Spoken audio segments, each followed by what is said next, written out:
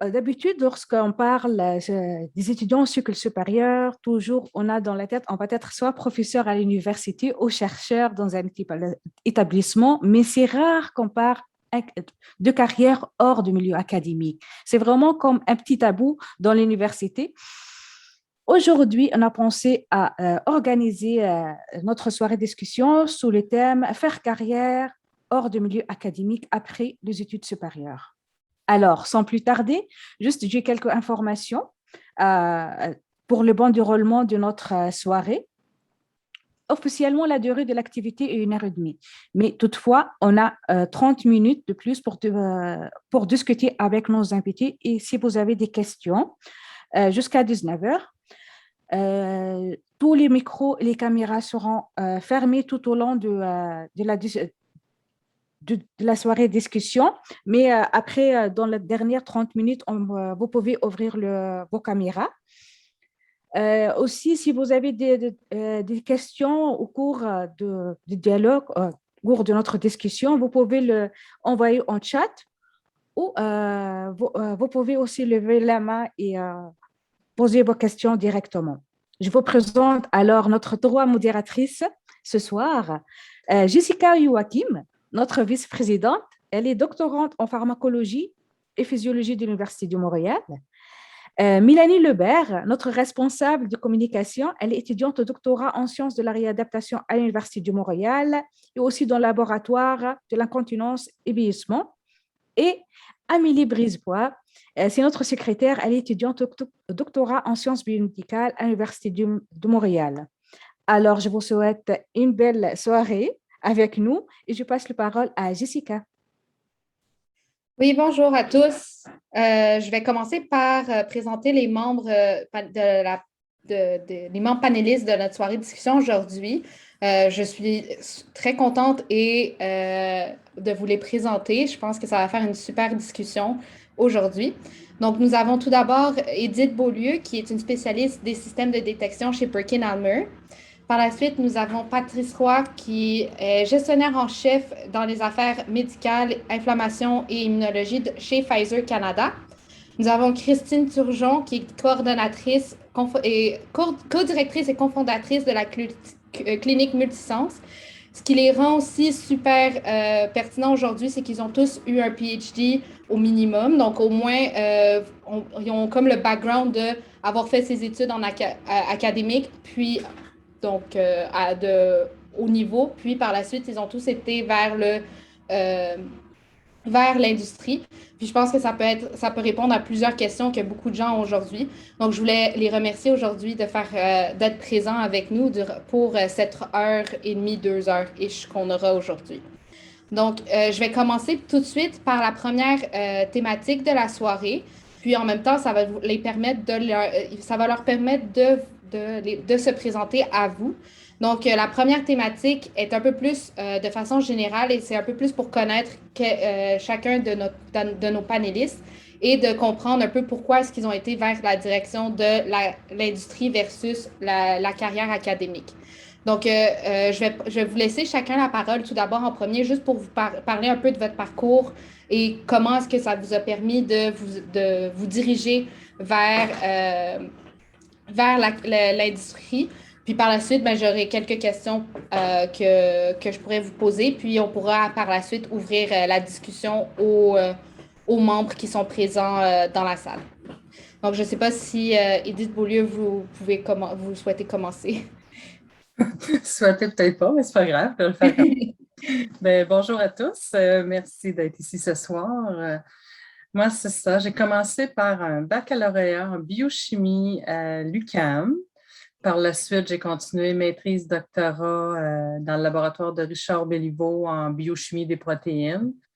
Et suite à la fin de mon doctorat, Dr Béliveau voulait ouvrir un deuxième laboratoire. Donc, j'ai été la gestionnaire de lab et responsable de travailler au démarrage de ce lab-là, l'organisation, accueillir les nouveaux étudiants. Puis, je pensais rester là 3, 4 ans, mais finalement, je suis restée là une dizaine d'années.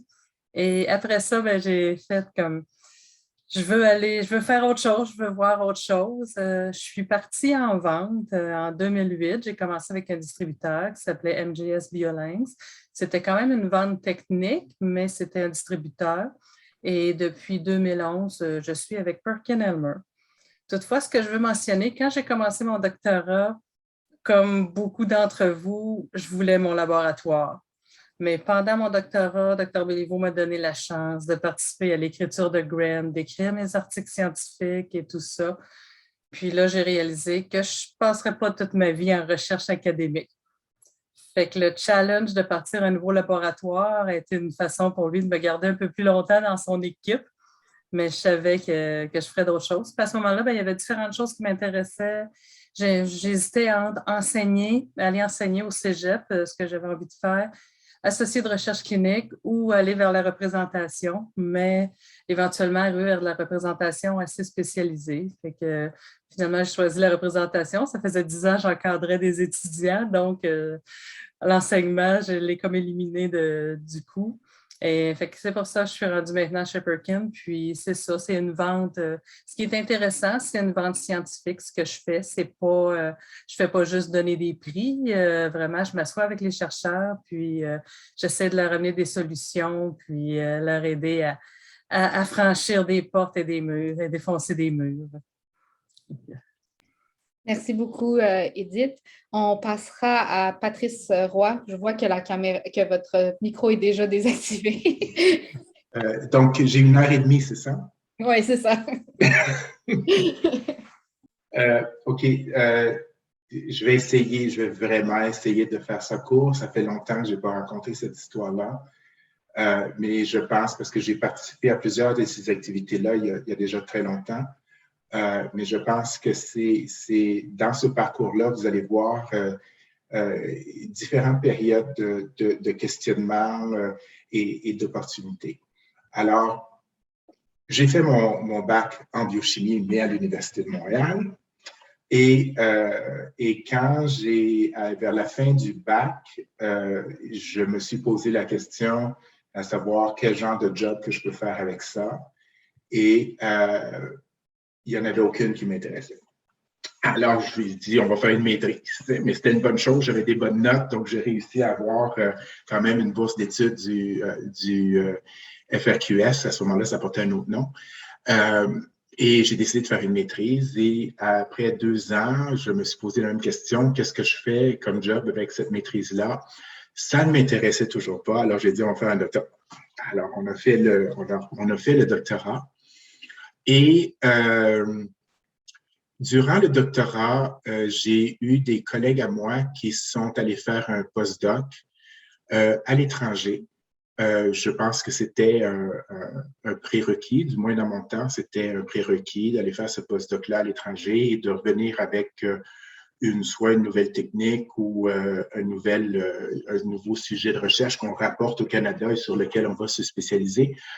Et malheureusement, j'ai eu des exemples de copains pour qui ça n'a pas nécessairement été la meilleure des expériences. Se trouver dans des laboratoires qui sont très compétitifs et puis aussi demander soit à la conjointe ou au conjoint de les accompagner, puis le conjoint, la conjointe ne sait pas trop quoi faire pendant cette période de temps-là, etc. Bon, bref, c'était pas quelque chose qui me convainquait à ce moment-là. Donc, et vers la fin de mon doctorat, c'est là que j'ai rencontré la personne qui allait devenir ma femme et qui, elle, faisait des études en comptabilité. Et vers la fin de ses études en comptabilité, elle me dit comme ça, j'ai l'intérêt de faire une maîtrise en administration des affaires. Est-ce que ça tente de faire la même chose? Alors, j'ai dit, tiens, pourquoi pas, on va faire ça de soir tous les deux, ça va être le fun, on va supporter les uns les autres à pouvoir avancer, cheminer à travers ça, parce que c'est quand même un long parcours de décider de faire ça de soir. Alors, on avait décidé de le faire à l'Université McGill, et pour le faire à l'Université McGill, quand tu n'as pas d'expérience en administration, il faut que tu passes un examen qui s'appelle le GMAT, qui est un examen international, il faut que tu fasses. Alors, on fait tous les deux l'examen, on attend les résultats rentrent et les résultats ne sont pas bons pour les deux. Alors, je suis en train de faire une expérience de laboratoire. J'étais encore au doctorat et j'ai dit, bon, laisse-moi donc appeler McGill quand même pour voir. Et j'appelle l'Université McGill et l'Université McGill me dit, bon, avec la note de votre femme, elle ne peut pas rentrer, mais vous pouvez rentrer en temps partiel. Alors, ma femme ne pouvait pas y aller, c'était elle qui voulait faire ça au début, mais finalement, j'ai dit, OK, je vais y aller. Je ne savais pas dans quoi je m'embarquais, mais j'ai dit, je le fais. Et donc, ceci a changé beaucoup la perspective des choses parce que j'ai commencé à faire ce MBA alors que je terminais, j'étais dans la dernière année de mes études de doctorat. Et pour moi, c'était important de le continuer parce que quand je commence quelque chose, il faut que je le termine. Okay? Et je vais vous dire que la première session, j'ai failli tout fouler, tout laisser tomber, mais j'ai étudié de soir comme un vrai fou pour les examens de fin d'étape et finalement, j'ai passé haut la main, ça a bien été. Mais je vais vous dire aussi que j'ai fait ce MBA-là et l'idée, ce n'était pas de péter des scores parce qu'à un moment donné, tu te rends compte à un âge qu'il n'y a personne qui va te demander les notes dans ton bulletin. OK? L'idée, c'était simplement de passer les cours et d'avoir les 3 lettres au bout de mon nom. OK? Ça, je vous le dis tout de suite. D'accord? L'autre objectif de le faire à McGill, c'est que je n'aurais jamais à expliquer à quelqu'un en entrevue si je parle anglais ou si je peux travailler en anglais. OK? Donc, ça faisait partie de ma perspective. Et donc, bon, on termine le doctorat et il faut bien que je fasse quelque chose.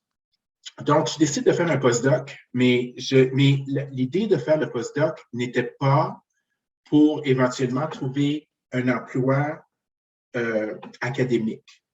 C'était parce que c'était quelque chose qui était disponible pour moi de faire, étant donné que j'avais un doctorat. Je pouvais faire un postdoc à Montréal. Il n'était pas question que j'aille faire un postdoc à l'extérieur pour les raisons que je vous ai expliquées, mais c'était facile pour moi de me trouver un emploi. Et je vous le dis tout de suite, j'ai choisi l'endroit du postdoc à l'UQAM parce que je pouvais marcher de l'UQAM à McGill sans se voir à chercher un stationnement le soir pour aller à mes cours du soir à McGill. D'accord? Donc, c'est comme ça que ça s'est fait.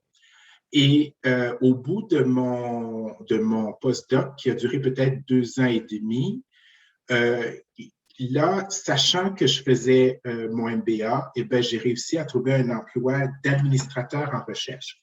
Donc, j'ai administré un très gros laboratoire de 40 personnes. Quand c'est gros, mais le directeur de labo a besoin de quelqu'un pour gérer le labo. Okay? Donc, j'ai été engagé et c'était à l'Institut de recherche sur le vieillissement, donc sur Côte-des-Neiges, et j'ai administré un laboratoire sur l'Alzheimer pendant 2 ans.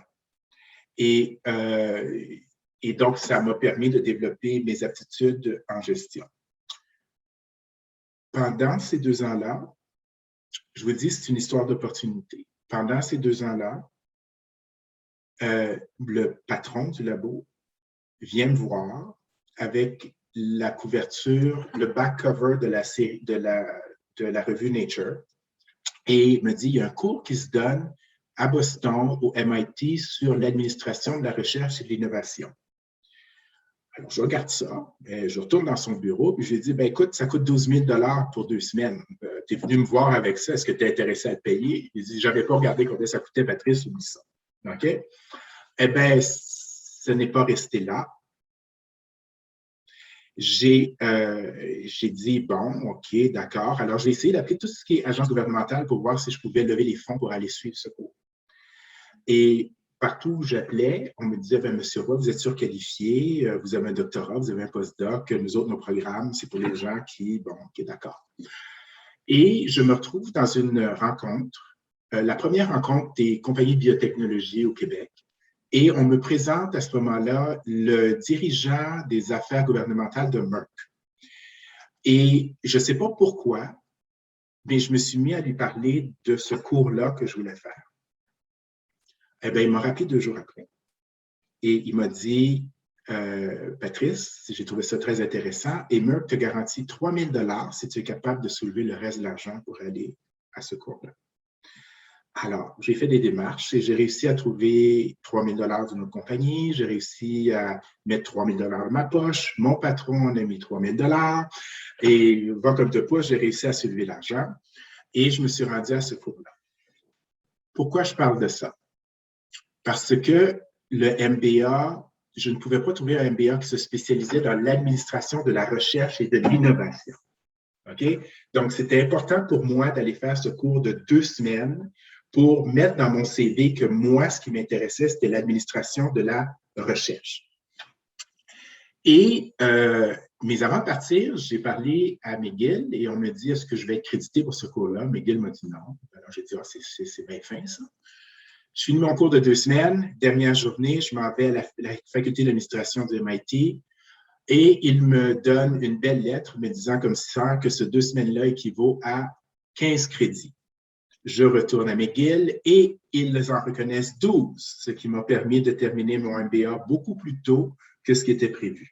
D'accord? Donc, je parle d'opportunités encore. Hein? Et finalement, avec ça, je me suis retrouvé à changer de laboratoire. J'ai administré un laboratoire de recherche à l'Institut de recherche clinique de Montréal pendant 2 ans pour le docteur Jean Davignon, très connu dans le domaine du cholestérol. Et après ça, j'ai reçu un coup de téléphone de Pfizer pour aller travailler chez eux. Et je vais vous dire ceci.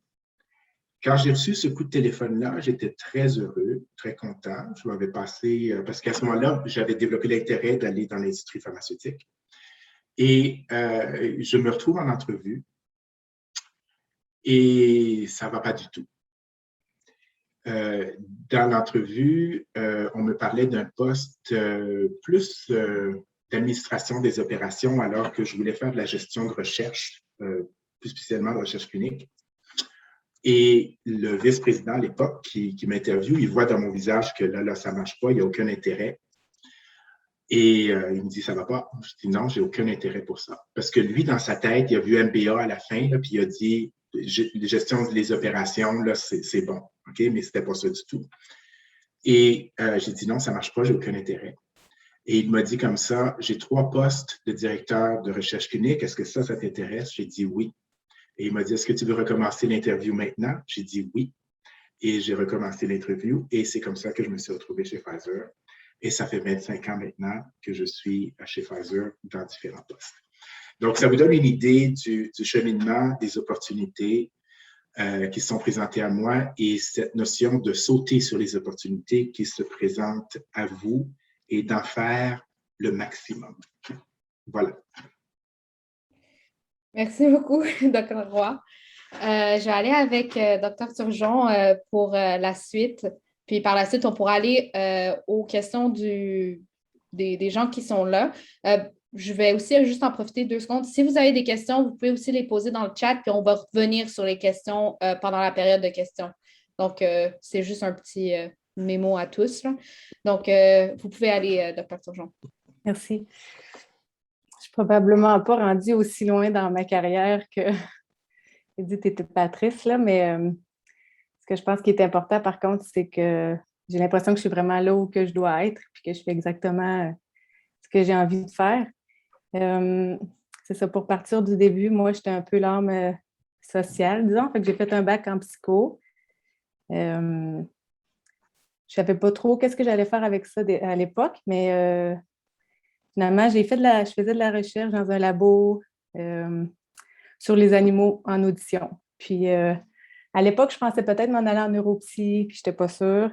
Puis finalement, j'ai appris c'était quoi la maîtrise en audiologie, que c'était 2 ans, que ça donnait, tu sais, il y avait de bonnes possibilités d'emploi par la suite. Puis j'aimais le domaine de la santé, le domaine de la relation d'aide. Fait que je me suis dit pourquoi pas. Fait que je suis partie à Ottawa à l'époque.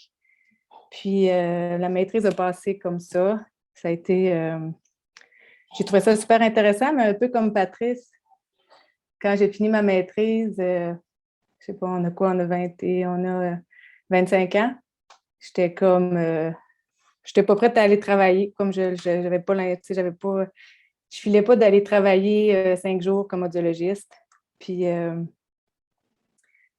j'avais appris à connaître des profs durant ma maîtrise. Puis je trouvais donc que ça avait de l'air cool, d'être prof à l'université, puis les voyages, la recherche. Je commençais à vraiment m'impliquer en recherche déjà dans différents labos. Fait que je me suis dit, je vais aller faire un doc. Puis j'avais discuté de ça avec mes parents. Puis, c'est comme important pour moi que mes parents me supportent là-dedans, là, parce que, c'est sûr que financièrement, c'est toujours rassurant d'avoir cette sécurité-là. Là. Fait que je suis revenue à Montréal, puis j'ai fait mon doctorat finalement sur les implants cochléaires avec un background peut-être plus neurosciences, neuroaudiologie, disons. Puis, mais j'ai toujours continué à travailler comme audiologiste. Je travaillais une journée semaine comme audiologiste. Puis, pour moi, c'était important de garder un pied en clinique, puis de voir des patients, puis d'apprendre c'était quoi mon métier. Puis, en même temps, je faisais aussi, ça a commencé au bac, là, j'ai toujours été intéressée par tout ce qui est humanitaire. J'étais allée au Pérou quand j'étais au bac. Puis, durant ma maîtrise, j'avais fait un stage en Zambie. Puis, fait que j'ai continué à m'impliquer en Haïti durant mon doc. J'ai travaillé aussi avec les Inuits.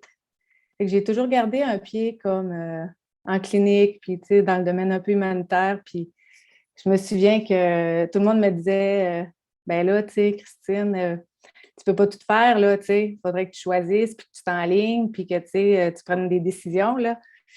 Mais, tu sais, moi, dans ma tête, je voyais que tout ça allait comme s'arrimer à un moment donné, puis que j'allais pouvoir construire quelque chose qui allait me permettre de vraiment faire ce que j'avais envie, puis de le faire de la façon dont j'avais envie. Fait que, tu sais, j'ai fini mon doc, puis comme tout doctorant, on dirait aujourd'hui, tu es tellement mindé, puis tu as tellement un peu la pression, on va se le dire, là, de poursuivre, puis de publier. Tu es tellement là-dedans que tu ne te poses pas trop de questions, tu vas faire un postdoc. Fait que, je suis allée faire mon postdoc, moi aussi.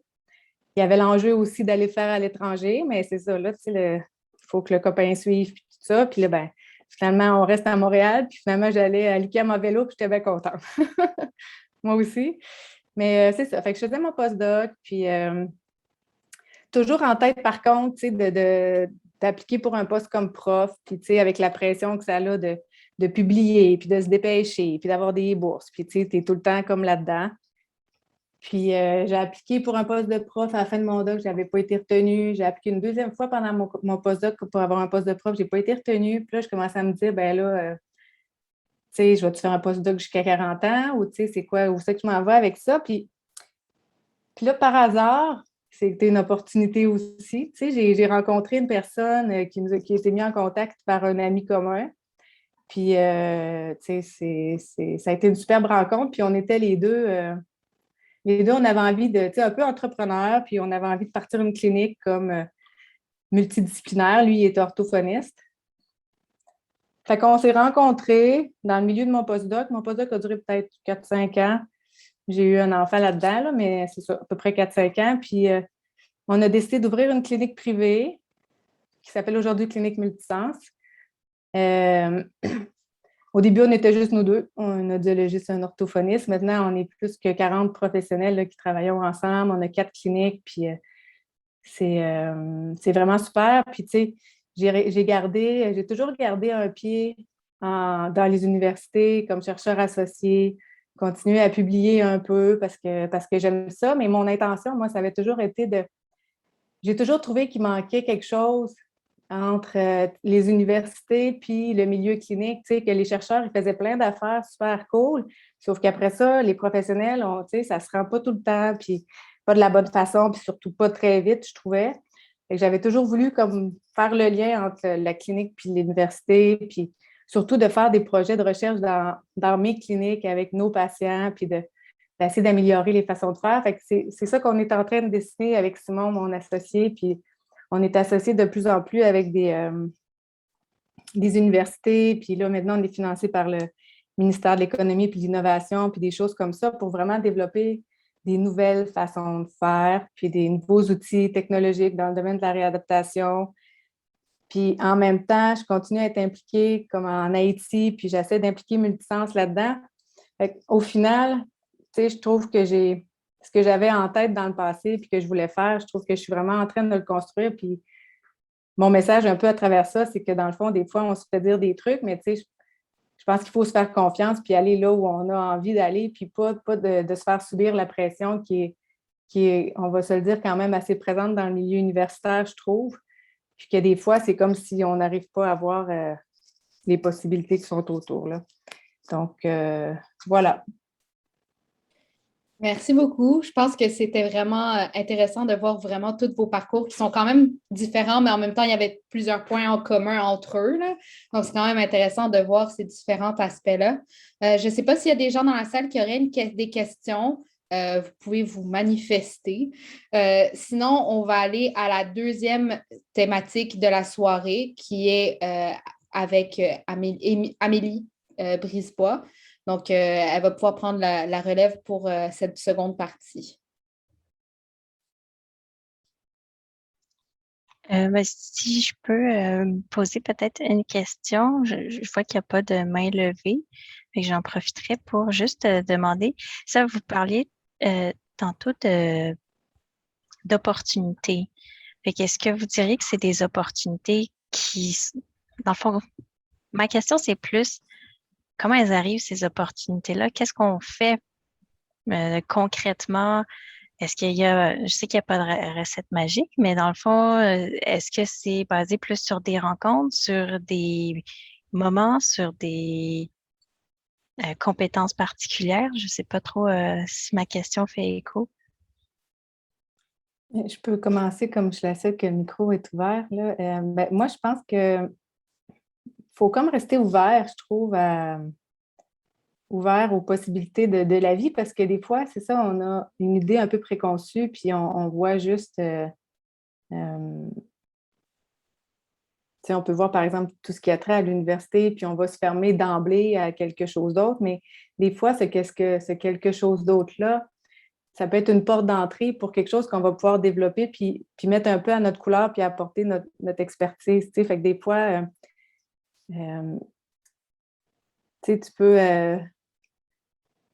peux rentrer comme audiologiste, je ne sais pas, dans un milieu public ou dans une industrie, mais même si ton poste, au début, ça peut te sembler pas nécessairement ce que tu veux, je pense que, quand on a un doctorat, souvent, on est déjà quand même assez débrouillard puis travaillant. Des fois, ça peut nous mener où est-ce qu'on ne penserait pas nécessairement qu'on irait, que dans le fond, c'est pas nécessairement... Il faut être ouvert, je trouve. Moi, c'est ça que je recommande, là. Je vais rajouter quelque chose. Il faut être ouvert et il faut garder toutes les portes ouvertes tout le temps. Un exemple, moi, c'est ça, comme quand on a démarré le deuxième laboratoire, j'étais lab manager, puis à un moment donné, j'avais une technicienne qui travaillait pour moi, mais j'ai gardé l'interaction avec les représentants parce que je savais qu'un jour, la journée que je voudrais partir, ça pouvait être la clé qui allait m'ouvrir des portes. Les gens avec qui je faisais des contacts. Puis c'est ça, comme par exemple, quand il y a des expositions de produits, quand il y avait des expositions de produits en personne, j'allais toujours jaser avec les gens, j'apprenais sur leur métier. Quand on avait des spécialistes au laboratoire aussi, je trouvais ça intéressant de discuter avec eux autres. Toutes les opportunités. Moi, c'est ça, j'avais la chance de collaborer à des études cliniques, fait que je discutais justement avec des associés de recherche clinique, gérer ça, tout voir ça. Fait que c'était des choses, il faut toujours garder l'œil ouvert, il faut être à l'écoute de tout ce qui se passe autour, puis jamais fermer de porte parce que la vie, oui, time is flying, mais oui, c'est le fun. Comme Patrice, ça fait 20 quelques années, je m'excuse, je ne me souviens plus du nombre exact, mais aussi la vie, on peut vouloir faire différentes choses. Comme moi, c'est ça, en tout, j'ai fait comme presque 17 ans de recherche. Je suis contente de l'avoir faite. J'avais une passion, je l'ai vécue, mais je voulais vivre autre chose aussi. Fait que maintenant, j'ai du plaisir d'en vendre. Puis, si j'ai plus de fun à en vendre avant ma retraite, je vais aller faire autre chose. Il faut aussi aimer faut avoir du plaisir parce que c'est court une vie, mais c'est long une vie si on n'a pas de fun dans ce qu'on fait. Fait que moi, j'ai quitté la recherche, j'aimais encore la recherche.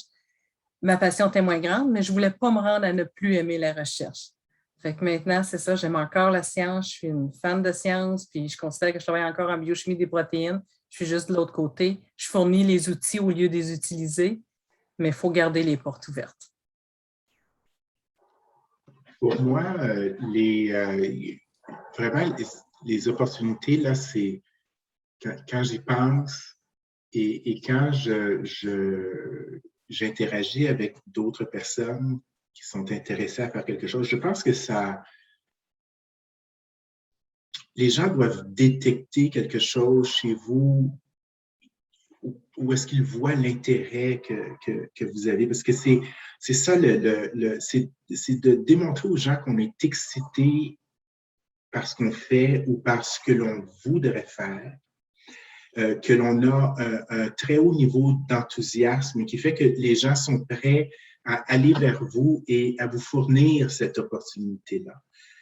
Quand je pense, moi, à cette discussion-là que j'ai eue avec le vice-président de chez Merck, je ne sais pas qu'est-ce qui m'a pris de mettre ça sur la table. On me le présente, puis je me mets à parler de ça. Mais à quelque part, il a dû détecter quelque chose dans les 5 minutes que j'ai eues avec lui pour dire, ben, je vais parler au vice-président des ressources humaines, puis je te garantis 3 000 $. Et je pense que c'est ça. Et d'un autre côté aussi, avec ce qui a été dit, je pense que les gens voient quand vous travaillez fort. Parce que ça aussi, c'est important. Hein? Des fois, on fait des choses, puis on sait que on est dans une période de transition, on ne trouve pas ça toujours facile, mais tant et aussi longtemps qu'on fait le travail, qu'on y met le temps, les gens le voient, ça. Okay? Et les gens sont prêts à aller vers les gens qui travaillent fort, qui vont livrer la marchandise, qui comprennent qu'ils ont un objectif de vie et qu'ils vont y arriver. Mais moi, je suis là pour donner juste un coup de pouce. Merci beaucoup. Fait que c'est juste pour donc c'est l'idée de non seulement prendre soin de son réseau, mais aussi le mobiliser au bon moment. Ce qui est intéressant aussi, je trouve, c'est par rapport à ce que Christine Turgeon a aussi amené, de garder une ouverture. Ça veut dire qu'on ne reconnaît pas forcément l'opportunité quand elle se présente. On ne sait pas non plus où elle va mener. Fait que c'est un peu rassurant de se dire que si on voit une opportunité qui nous semble peut-être pas ce qui est décrit dans vos parcours en ce moment, mais ça ne veut pas dire que ça ne va pas nous mener non plus à la fin de la route. Ben, super. J'embarquerai maintenant sur le deuxième thème. Donc, c'est plus sur la place maintenant qu'on peut occuper en dehors du milieu académique. Donc, je me demandais si pour cette place-là, vous voyez certains défis ou opportunités qui sont différents ou peut-être même qui font écho à ceux dans le milieu académique. Donc, on parlait tantôt la création d'un laboratoire, le lancement d'une entreprise. Est-ce que c'est le même niveau d'implication? Est-ce que c'est les mêmes défis? Est-ce que la compétition est la même, la satisfaction professionnelle? Fait que c'est un peu ça que je voyais, les défis, les challenges que vous voyez, mais aussi les moments plus faciles ou quels outils vous avez. Donc, qu'est-ce qui est spécifique à l'industrie versus ce que vous avez vécu en académique? On peut commencer peut-être comme l'ordre de tantôt. C'était d'abord Édith Beaulieu.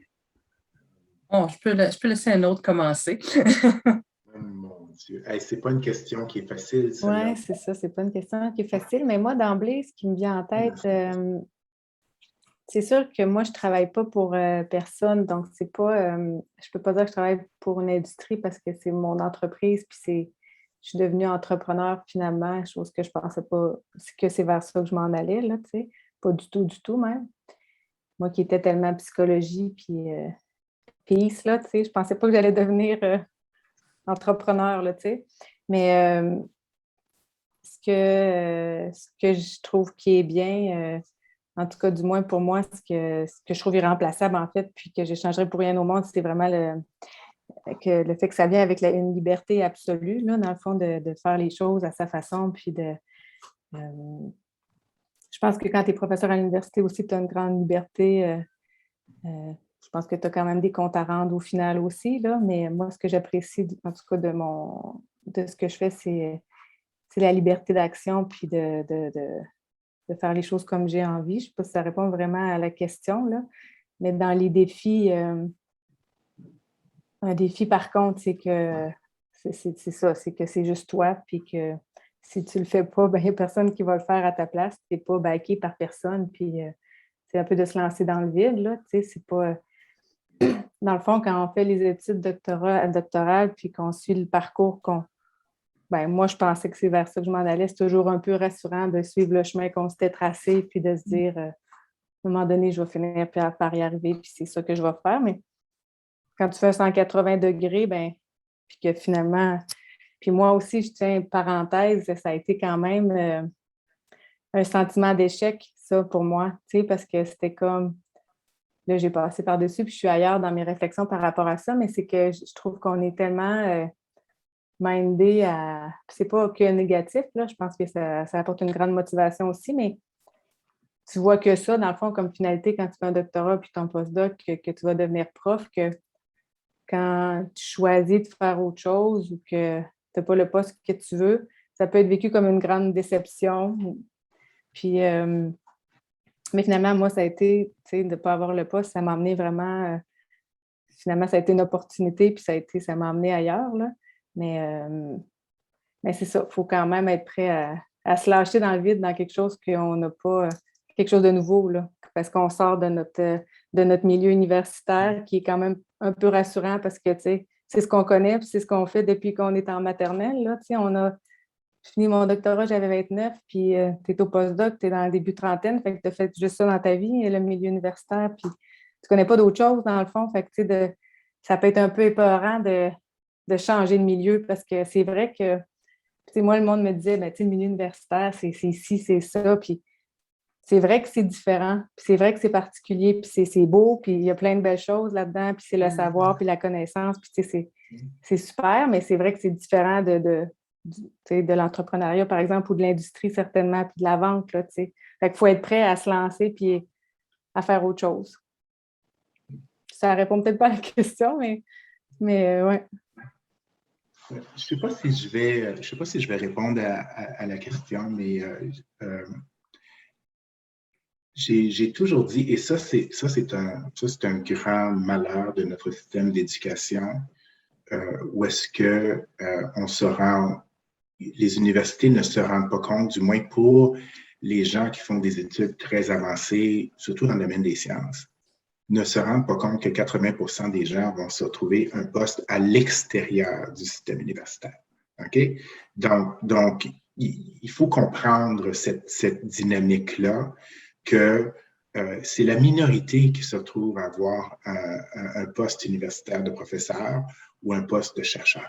OK? Donc, la majorité des gens, c'est ça qu'ils font. Ça, c'est un. Deuxièmement,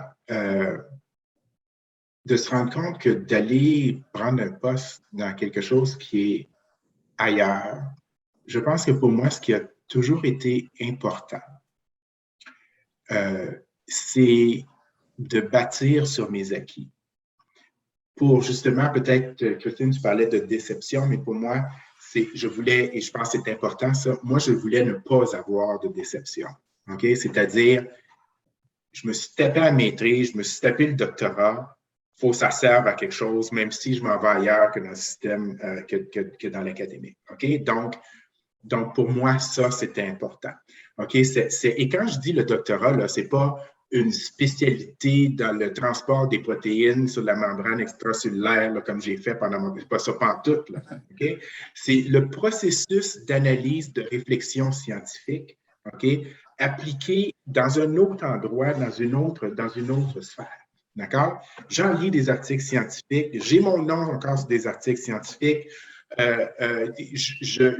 Les représentants de notre organisation, je leur dis, tu ne peux pas faire ça parce que ce n'est pas écrit dans l'article scientifique. Tu comprends-tu? OK? Donc c'est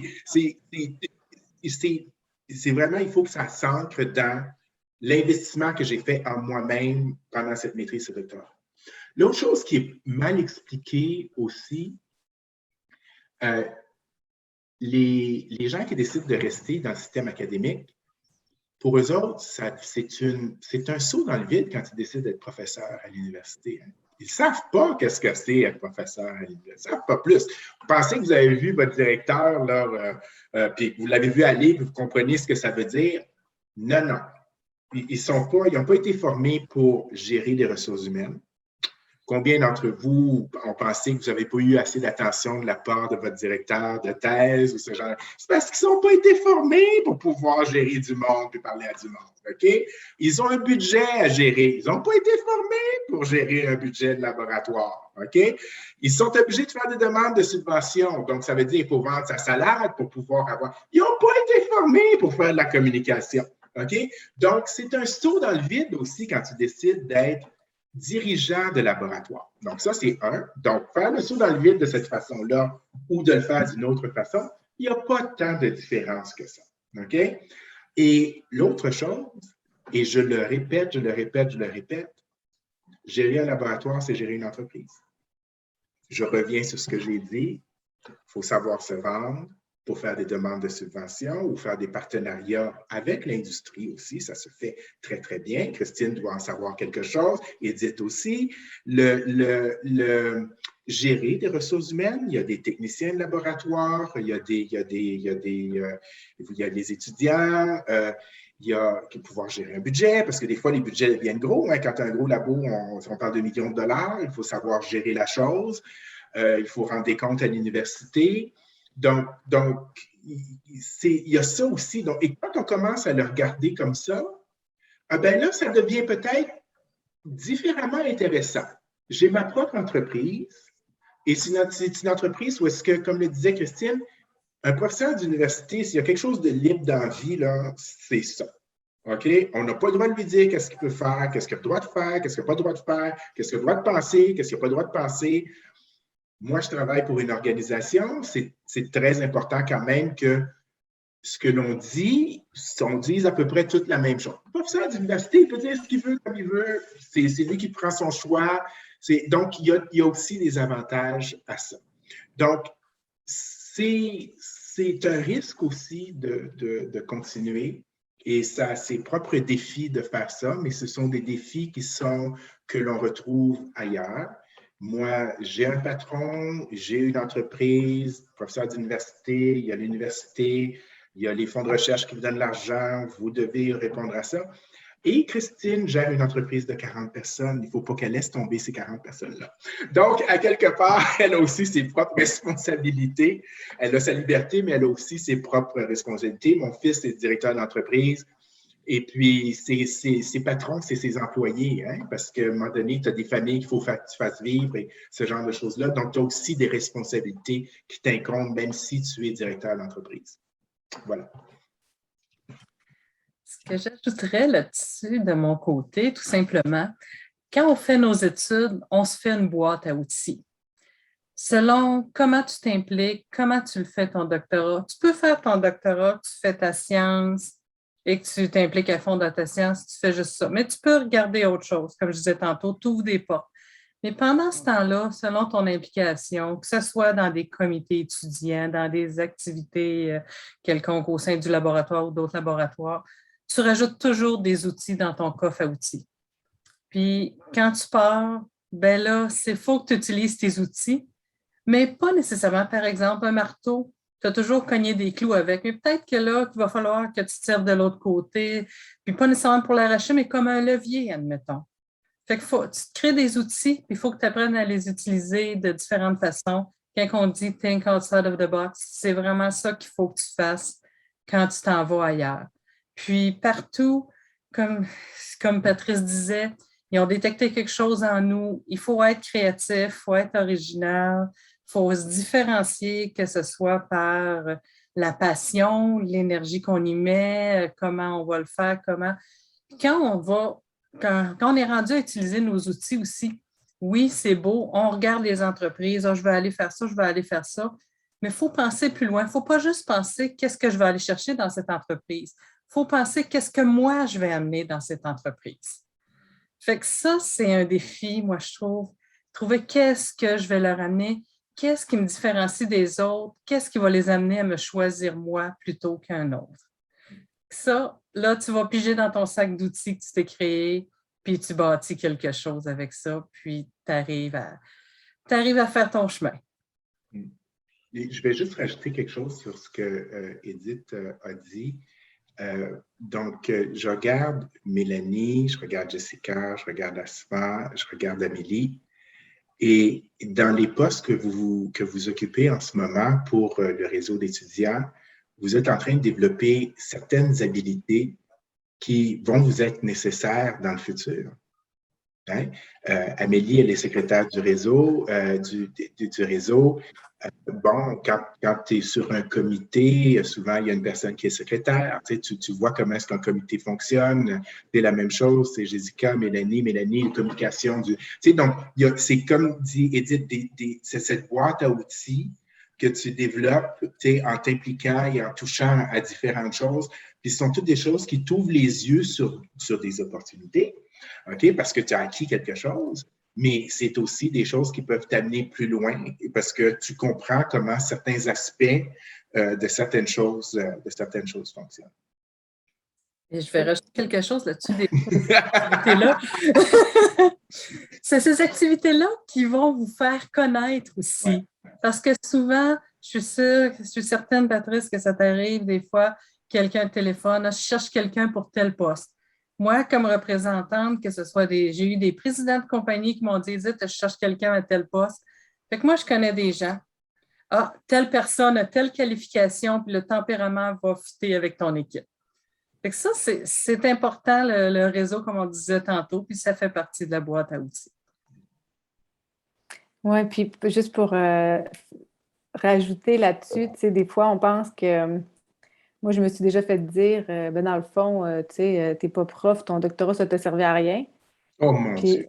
Tu sais? Hey, non! Puis c'est ça, puis le monde qui me dit, ouais, mais tu sais, ça va-tu me servir à quelque chose, faire un doctorat? Je dis, ben, tu sais, moi, c'est la plus belle chose après mon enfant, évidemment, que je trouve que j'ai accompli parce que c'est ça, c'est tellement dans le processus, puis c'est tellement pas ce sur quoi tu travailles qui est important que.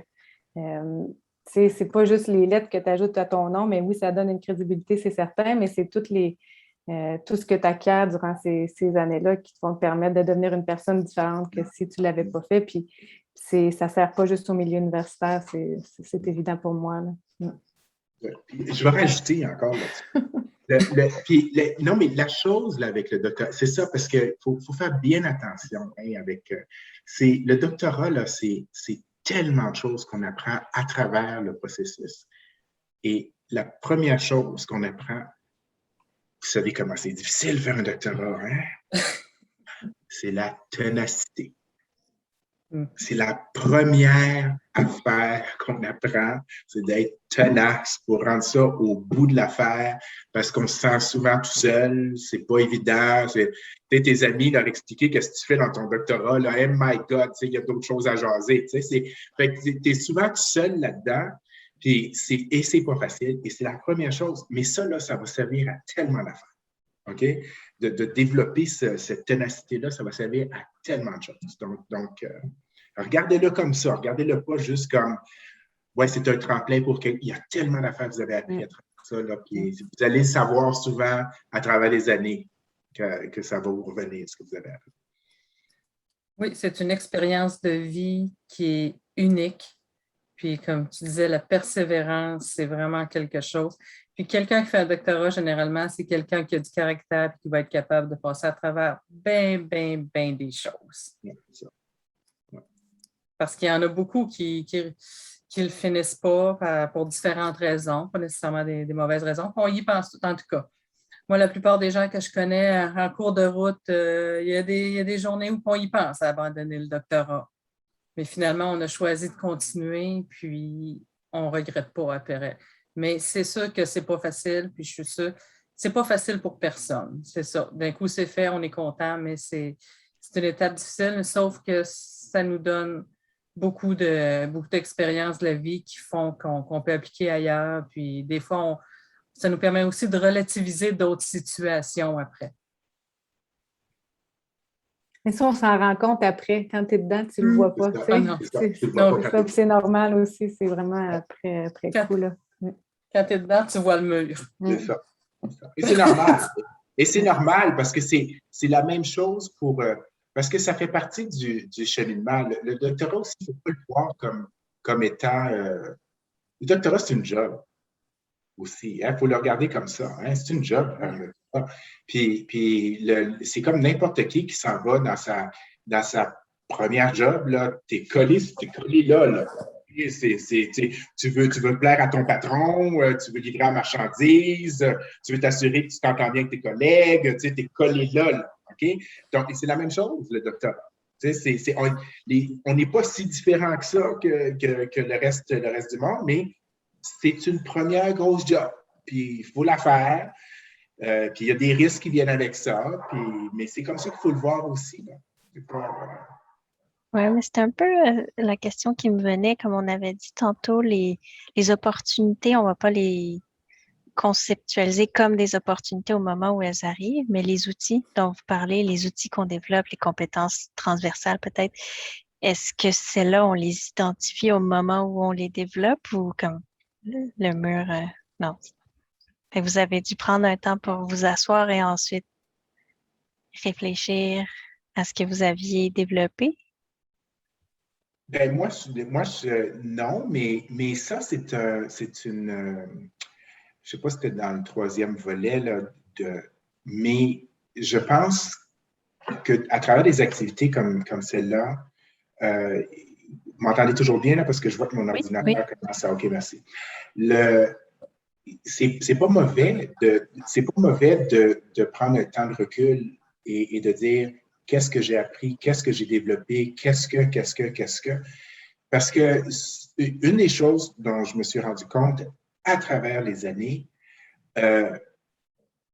les entrevues pour un job, ça ne se fait pas de la même façon qu'il y a 20 ans. Ça, je peux vous le dire tout de suite, là. OK? C'est les gens qui viennent en entrevue sont des gens qui sont beaucoup plus préparés que ce que je dirais il y a 20 ans. D'accord? Et donc, les questions sont très pointues. Et les gens qui font les entrevues ne veulent pas les réponses qui sont déjà toutes faites, là. D'accord? Et donc, ce n'est pas mauvais de prendre du temps de recul et de se dire qu'est-ce que j'ai acquis, qu'est-ce que j'ai appris, quelles sont mes compétences, qu'est-ce que j'ai apporté, et de prendre le temps, parce que c'est toutes des questions qui vont venir durant l'entrevue. OK? Ça, je vous le garantis, c'est toutes des questions qui vont venir durant n'importe quelle entrevue pour n'importe quel poste, même un poste universitaire. Parce qu'on va vouloir savoir comment est-ce que vous avez interagi avec les autres. Avez-vous déjà eu des problèmes à interagir avec les autres? Comment est-ce que vous en sortez avec ça? Quel est votre tempérament? OK, donc, c'est quoi tes compétences transversales? Tu sais, c'est quoi? Donc, c'est pas mauvais de... Moi, c'est pas des genres de choses que j'avais fait, mais c'est quelque chose que je recommande aujourd'hui, peut-être, de prendre ce petit temps de recul parce que si c'est pour une entrevue, ça va venir certainement, ce genre de question. Super, ben merci. On note le conseil, puis je vais laisser la place. Ah, il y a une main levée, donc Camille Proulx. Oui, en fait, je me demandais, est-ce que vous avez déjà, à un certain point, eu peur dans votre parcours, peur que ce que vous étiez en train d'entreprendre allait peut-être mener vers nulle part ou toute autre peur de ce genre? Oui. Oui. Puis quand tu prends du recul, tu te dis c'était pas nécessaire. Tu sais? Donc, moi, l'exemple, il est très clair. Pendant que je faisais mon doctorat, je faisais mon doctorat dans le laboratoire avec mon meilleur ami de toujours que j'ai connu au secondaire. On a fait toutes nos études ensemble, même cégep, même université, même bac. On a fait maîtrise, doctorat dans le même labo. Et un jour, je rentre au labo, puis je vois mon meilleur ami qui est en train de fouiller dans mon bureau. Qu'est-ce que tu fais là? Je n'avais pas d'explication claire. Et donc, c'est là que je me suis rendu compte que ça pouvait être un milieu qui était très compétitif. Et ça m'a choqué. Bon, je n'ai pas besoin de vous dire que cette relation-là, elle s'est terminée à ce moment-là. Mais de voir jusqu'à quel point ça peut être compétitif et comment est-ce qu'on se compare aux autres. Moi, j'ai déjà une publication d'avance sur toi. C'est ce genre de choses-là où, écoutez, c'est pas compliqué. Tu es dans un labo, il y a 5 étudiants, il y en a un qui travaille sur le projet qui vraiment intéresse le directeur de thèse. Okay? Je veux dire, le directeur de thèse ne peut pas être intéressé par les 5 projets au même niveau. Okay? Et ça, les étudiants s'en rendent compte. Okay? Ils ne le savent peut-être pas parce que Ils n'ont pas justement fait leur cours en ressources humaines, OK? Mais c'est ça qui se passe dans la réalité. D'accord? C'est comme avec des enfants d'une même famille, il y en a qui vont sentir, il y en a un qui est préféré versus un autre. D'accord? Et c'est dans la normalité des choses.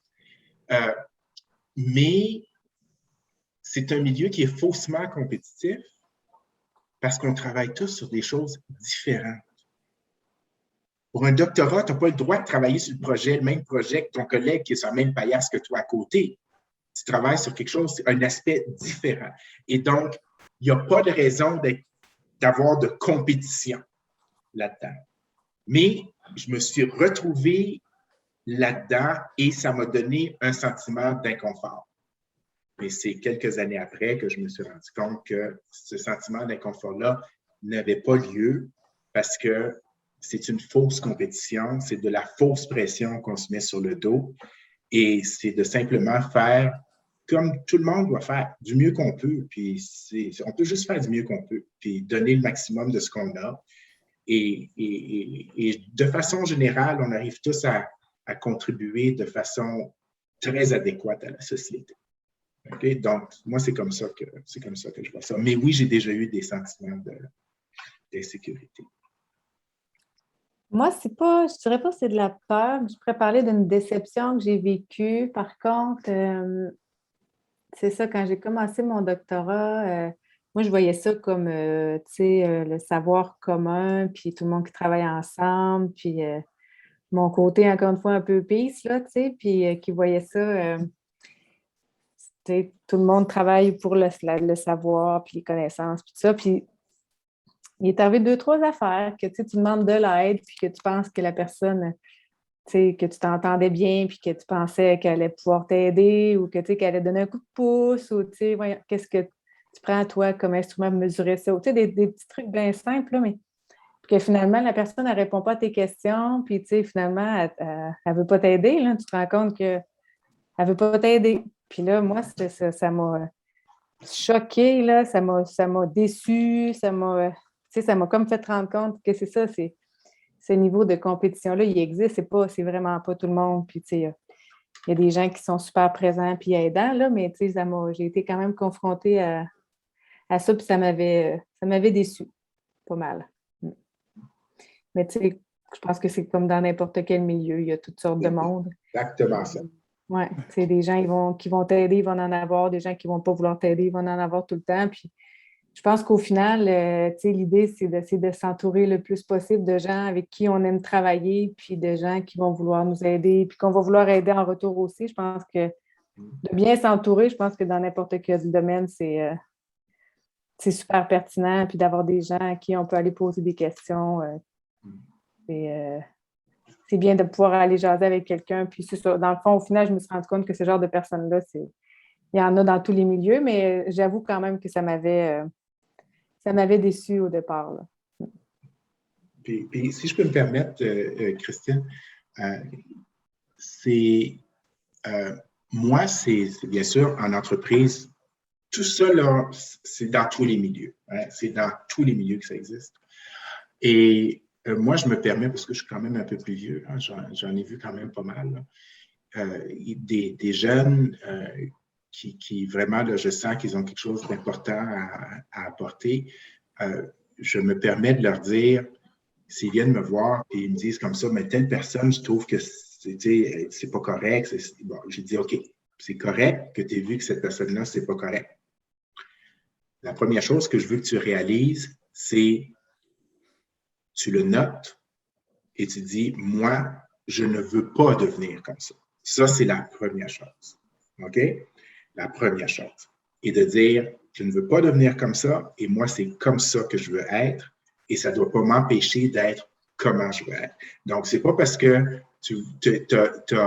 des fois, tu peux avoir l'impression que pour avancer, il y a des gens qui font des coups de jambette, il y a des gens qui ne vont pas porter attention à leurs collègues ou ne vont pas chercher à les aider. Bon, ben, est-ce que c'est comme ça que toi, tu veux devenir? Non.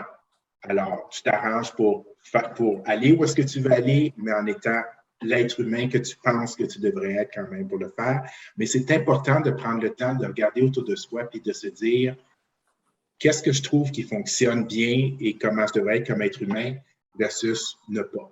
C'est important de s'arrêter. Si on disait de prendre du recul, c'est important de prendre ce recul-là. OK? Parce qu'il y a un paquet de très bons exemples, mais il y a aussi de très mauvais exemples. OK? Et c'est bon de prendre du recul pour ne pas tomber dans le panneau. Parce qu'on peut, le milieu peut faire qu'on va tomber dans le panneau. Tu sais, sans que tu t'en rendes compte, là, OK, le milieu t'amène à avoir un certain comportement des fois, et puis tu t'en rends pas compte, puis avant même que tu trouves 10 ans plus tard, puis là, tu es rendu, tu sais, quelqu'un la personne que tu voulais pas être. OK? Mais ça, tu vas le savoir par après. Tu sais, il sera trop tard quand ce sera le temps de le réaliser. Et moi aussi, c'est ça, oui, comme Patrice et comme Christine, j'ai eu des épisodes au doctorat. Il y avait une personne à un moment donné que moi, je dis au doctorat, je commençais ma maîtrise, j'étais jeune et naïve. Et je pensais que cette personne-là m'aidait alors qu'elle m'utilisait vraiment comme on utilise un crayon. Fait que, oui, je pense qu'il arrive des choses. Et à ce moment-là, mais par contre, ce que j'ai tiré de ça, c'est que justement, un peu comme Patrice dit, il faut faire notre chemin, il faut voir qu'est-ce qui ne se fait pas. S'il y en a des gens qui ne sont pas corrects, ça ne veut pas dire que tu es obligé d'être pas correct pour réussir. Il faut passer au travers de ça, puis il faut le prendre comme une leçon pour être plus fort. Puis oui, des peurs, la question, oui, j'ai eu peur à ce moment-là, j'ai eu d'autres peurs pendant le doctorat. Et encore aujourd'hui, j'ai des peurs. Maintenant, c'est ça, comme représentante, par exemple, ma compagnie, on vient de faire une pas mal grosse acquisition. Même aujourd'hui, je ne sais pas qu'est-ce qui va m'arriver dans le futur, mais il ne faut pas que je focus là-dessus. Il faut que je continue de bien faire mon travail. Puis souvent, comme je dis en vente, certains d'entre vous m'ont déjà entendu dire ça. J'étais là hier, je pense que je suis là aujourd'hui, j'espère y être demain. On ne sait jamais qu'est-ce qui arrive. C'est ça que dans le privé, c'est plus incertain. On a plus peur, mais il ne faut pas s'empêcher d'y aller pour autant. Parce qu'il y a des belles choses. Puis justement, quand on passe par-dessus nos peurs, c'est là qu'on a le plus de plaisir, je pense. Puis c'est là qu'on est le plus fier d'avoir passé par-dessus nos peurs. Par exemple, un défi pour moi qui a été c'est un simple défi. Patrice t'a mentionné tantôt l'anglais par McGill. Moi, je suis native du Bas-Saint-Laurent. Je n'avais même pas un canal de télé en anglais. Mm-hmm. J'ai jamais entendu quelqu'un vraiment parler anglais avant mes 20 ans, quand je suis arrivée à Montréal pour faire mon bac. Et mon bac est en français, mais les livres étaient en anglais. Fait que j'ai eu des défis. Et un peu plus tard, pendant le doctorat, j'ai eu à parler, baragouiner un peu en anglais. Mais après, je me suis en allée en vente. Puis je me suis dit, non, ça ne m'empêchera pas de faire mon chemin. Il faut qu'il voit autre chose. Il faut que je prouve que je peux faire, même si j'ai un accent, j'ai encore un accent en anglais, je ne le perdrai pas. À l'âge que j'ai là, je suis bien trop vieille pour perdre un accent, mais ça ne m'empêchera pas de travailler. Vous voyez, je travaille aux États-Unis, puis je performe dans mes États américains autant que canadiens, autant que mes provinces canadiennes. Fait que c'est ça, oui, il faut aller plus loin que nos peurs, puis justement, on est encore plus contents. Oui, en effet, moi aussi, avec récemment, là, tu sais, avec nous, en étant des cliniques dans le domaine de la santé, avec la pandémie, on s'entend que ça nous a quand même rentré dedans. Puis on a 9 ans de vie, une clinique multisens, fait que on n'a pas les reins solides comme si ça faisait 30 ans qu'on avait notre entreprise. Fait que c'est évident que ça a été un moment épeurant, puis on se demandait comment on allait faire pour se sortir de ça, là. Mais tu sais, je pense que pour être entrepreneur, il faut voir le verre à moitié plein, tu n'as pas le choix. Puis, tu sais, au final, tu me retournes en arrière, puis oui, c'est sûr que j'avoue que moi, j'ai pas de misère à dormir, là, mais j'ai eu une couple de nuits que ça me trottait dans la tête.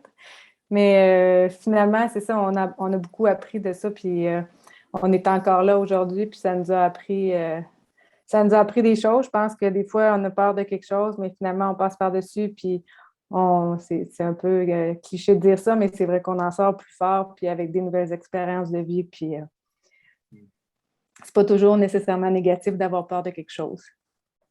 Ouais, ça, c'est vrai, ça. Ouais. Merci beaucoup, sage parole. Puis sur cette question-là qui introduit quand même un peu avec vos réponses la troisième thématique, je vais passer la parole à Amélie Brisebois. Oui, merci Mélanie, puis merci aux 3 panélistes qui nous ont fait des partages d'expériences super galvanisants. Donc, jusqu'à présent, c'est vraiment le fun de vous écouter. écouté. En fait, la troisième thématique, ça serait de vous demander peut-être si vous avez des conseils, mais là, on en a déjà parlé un peu des conseils, vous en avez donné plein. Fait que j'ai goût d'y aller peut-être dans un peu plus spécifique, des conseils pour quelqu'un qui sort de l'académique puis qui veut pour le 80% d'entre nous, finalement, qui va ne pas être dans l'académique, quel conseil concret vous auriez à donner, puis quelles compétences particulières qu'on pourrait développer, puis par quels moyens? Vous en avez déjà parlé un petit peu à plein d'autres moments, mais si vous en avez un clé qui vous vient en tête ou si vous avez envie de développer sur des trucs que vous avez déjà dit, on aimerait vous entendre spécifiquement là-dessus. Un mot, essayer. Ouais. Essayez, plongez. Si vous n'essayez pas, vous n'avancerez pas. Puis, pas dans le sens que sortir de l'académique, c'est avancer parce qu'on peut avancer dans l'académique. Mais si on veut faire autre chose, il faut essayer. Si on n'essaie pas, c'est sûr qu'on peut tous se dire, comme Patrice disait tout à l'heure, le chercheur, quand il a commencé, il n'y avait pas de formation, que ce soit en management de ressources humaines ou en administration, mais il a dit, je vais essayer. Fait que dans les autres domaines aussi, c'est la même chose. Moi, quand je suis partie en vente de lab manager à vendre, ça aurait pu ne pas fonctionner. Fait que j'ai fait, mais je vais essayer. Si ça ne fonctionne pas, ben la Terre continue de tourner puis il va y avoir d'autres choses. Il faut essayer. C'est ça que je dirais surtout. Oui, c'est ça, parce que on peut se tromper, puis c'est pas grave, puis on peut y aller en zigzag un peu, puis c'est pas grave, puis on finit par arriver là où est-ce qu'on veut aller. Moi, je dirais aussi d'être fier, puis de le mettre de l'avant, notre doctorat, puis tu sais, ça, c'est juste une petite parenthèse, mais je trouve qu'il y a un travail de société à faire là-dessus, parce que je trouve qu'encore aujourd'hui, il y a beaucoup trop d'entreprises qui voient PhD, là, puis là, ils disent « Oh mon Dieu, c'est quoi, ça va être cette bête-là qui va m'arriver dans mon bureau? » Puis, tu sais, c'est comme un peu... je trouve qu'il y a un travail de société à faire, tu sais, de valoriser les doctorants, puis tu sais, le type de personne qui sort avec un PhD, c'est des personnes qui ont des capacités super intéressantes pour une entreprise, là, mais puis c'est ça qu'il faut être capable de mettre de l'avant dans une entrevue, tu sais, c'est pas besoin de chercher dans son domaine d'expertise, c'est pas ça le point, tu sais, ça peut t'ouvrir des portes sur plein d'affaires. On le sait qu'on est capable d'apprendre quand on a fait un doctorat, puis qu'on peut s'adapter, puis qu'on est capable de relever des défis, puis que des fois, ça... Puis c'est ça, je pense qu'il faut être capable de vendre en entrevue ce parcours-là, puis la personne qu'on est devenu à travers ça, puis... parce que j'ai déjà entendu des collègues à l'époque, ils ne mettaient pas PhD dans leur CV parce que là, ils s'étaient fait dire, ben là, ils sont trop qualifiés. Tu sais, moi, je trouve ça épouvantable là, d'entendre des affaires de même. Au contraire, tu sais, s'il n'est pas capable de le voir, ben tant pis pour lui, là, tu sais, aller ailleurs. Parce que, mais tu sais, moi, je pense que d'être capable de démontrer la personne qu'on est devenu puis les capacités qu'on a acquises, surtout à travers nos études, c'est super important. J'ai fait une liste. Correct? J'ai fait une liste. Je vais commencer par reprendre ce que Edith a dit. Elle a dit essayer et je suis tout à fait absolument d'accord avec ça. Mais moi, je vais rajouter essayer à fond. Oui. Et pas y aller à petits pas, là, puis juste tremper l'orteil, là. Mais si vous voulez vraiment apprendre de cette nouvelle opportunité-là ou de cette. Il faut vraiment, ben c'est ça, apprendre de son doctorat. Puis dans son doctorat, on s'y donne à fond, fait qu'on essaye à fond. OK? Parce que c'est ça aussi qui va ouvrir des portes. Parce que comme je le disais tantôt, les gens autour le voient quand quelqu'un s'y donne. OK? Et donc, je pense que ça, c'est important. Je vais juste rajouter que pour moi, essayer sous-entendait à fond. Je fais rien à moitié. Je suis sûr, Edith, que c'est ça que tu voulais dire, mais je voulais vraiment être clair là-dessus parce que oui. parce qu'il y en a pour qui ça veut vouloir dire butiner pour essayer de trouver qu'est-ce que je vais faire. Non. Mais ça, là, quand tu butines, tu trempes juste leur petit orteil puis tu n'as pas vraiment une vue vraiment complète de ce à quoi tu te présentes. OK? Donc c'est ça que je veux dire. Donc, mais je comprenais ce que tu voulais dire, mais je voulais être clair. OK? Garder un réseau, c'est absolument quelque chose qui est important. je vais me permettre de prendre l'exemple que je connais le mieux, c'est-à-dire le mien. À travers ma carrière, je ne sais pas comment, ben je sais, là, mais bon, je ne sais pas, je me trouve très, très, très, très chanceux. OK? Vous pouvez imaginer que quelqu'un de ma couleur, j'ai eu quelques autres types de défis peut-être il y a 30 ans, hein, c'était peut-être un peu moins évident. Beaucoup mieux qu'il y a 30 ans avant ça, mais quand même, c'était peut-être un peu moins évident. Je me trouve très chanceux. À travers mon travail, j'ai quand même été sur le comité consultatif d'un des instituts de recherche en santé du Canada pendant 6 ans. Je suis présentement sur le comité, vice-président du comité consultatif des FRQS. OK? Et ça, je pense que c'est parce que les gens ont vu quelque chose en moi que je pouvais apporter au niveau des discussions parce que j'ai gardé un intérêt pour notre milieu de recherche au Québec. OK? Et donc, c'est important de trouver des choses qui vous intéressent et d'y contribuer en dehors de votre travail parce que ça fait partie de votre réseau. OK? Et pour moi, je vous le dis bien personnellement, c'est quelque chose que je chéris parce qu'à un moment donné, si ce n'est pas Pfizer qui décide qu'il y en a assez de moi, là, comme tu as dit, parce que ce n'est pas toi qui gères l'organisation, OK? Mais à un moment donné, je vais prendre ma retraite et je suis quand même beaucoup plus proche qu'on ne le pense, là, mais ma retraite de Pfizer, mais il y a d'autres choses que je voudrais peut-être faire, d'accord? Et ce réseau-là, comme je l'ai cultivé, je sais déjà que c'est un réseau qui m'attend, OK? Donc c'est important de garder ce genre de choses. Donc, ça, c'est le numéro 2. Numéro 3, poser des questions, poser des questions, poser des questions, poser des questions. Donc, vous le faites ce soir. OK? Et donc, c'est important de rencontrer des gens qui ont peut-être des postes différents. Et même si c'est dans le milieu universitaire, bon, vous rencontrez un vice-doyen ou chose, ben, posez-lui la question, c'est quoi être vice-doyen? Puis comment est-ce qu'on fait pour se rendre comme être vice-doyen? Il faut poser des questions, puis ça fait juste informer les décisions qu'on va prendre par rapport à notre carrière parce qu'on est informé. D'accord? Donc, ça, c'est quelque chose qu'il faut faire. Et le dernier conseil que j'ai, je suis sûr que je pourrais en mettre plus à la liste, là, mais c'est des choses qui, pour moi, ont été, qui m'ont permis de cheminer. La plupart d'entre nous ont d'autres intérêts dans la vie que le travail. OK?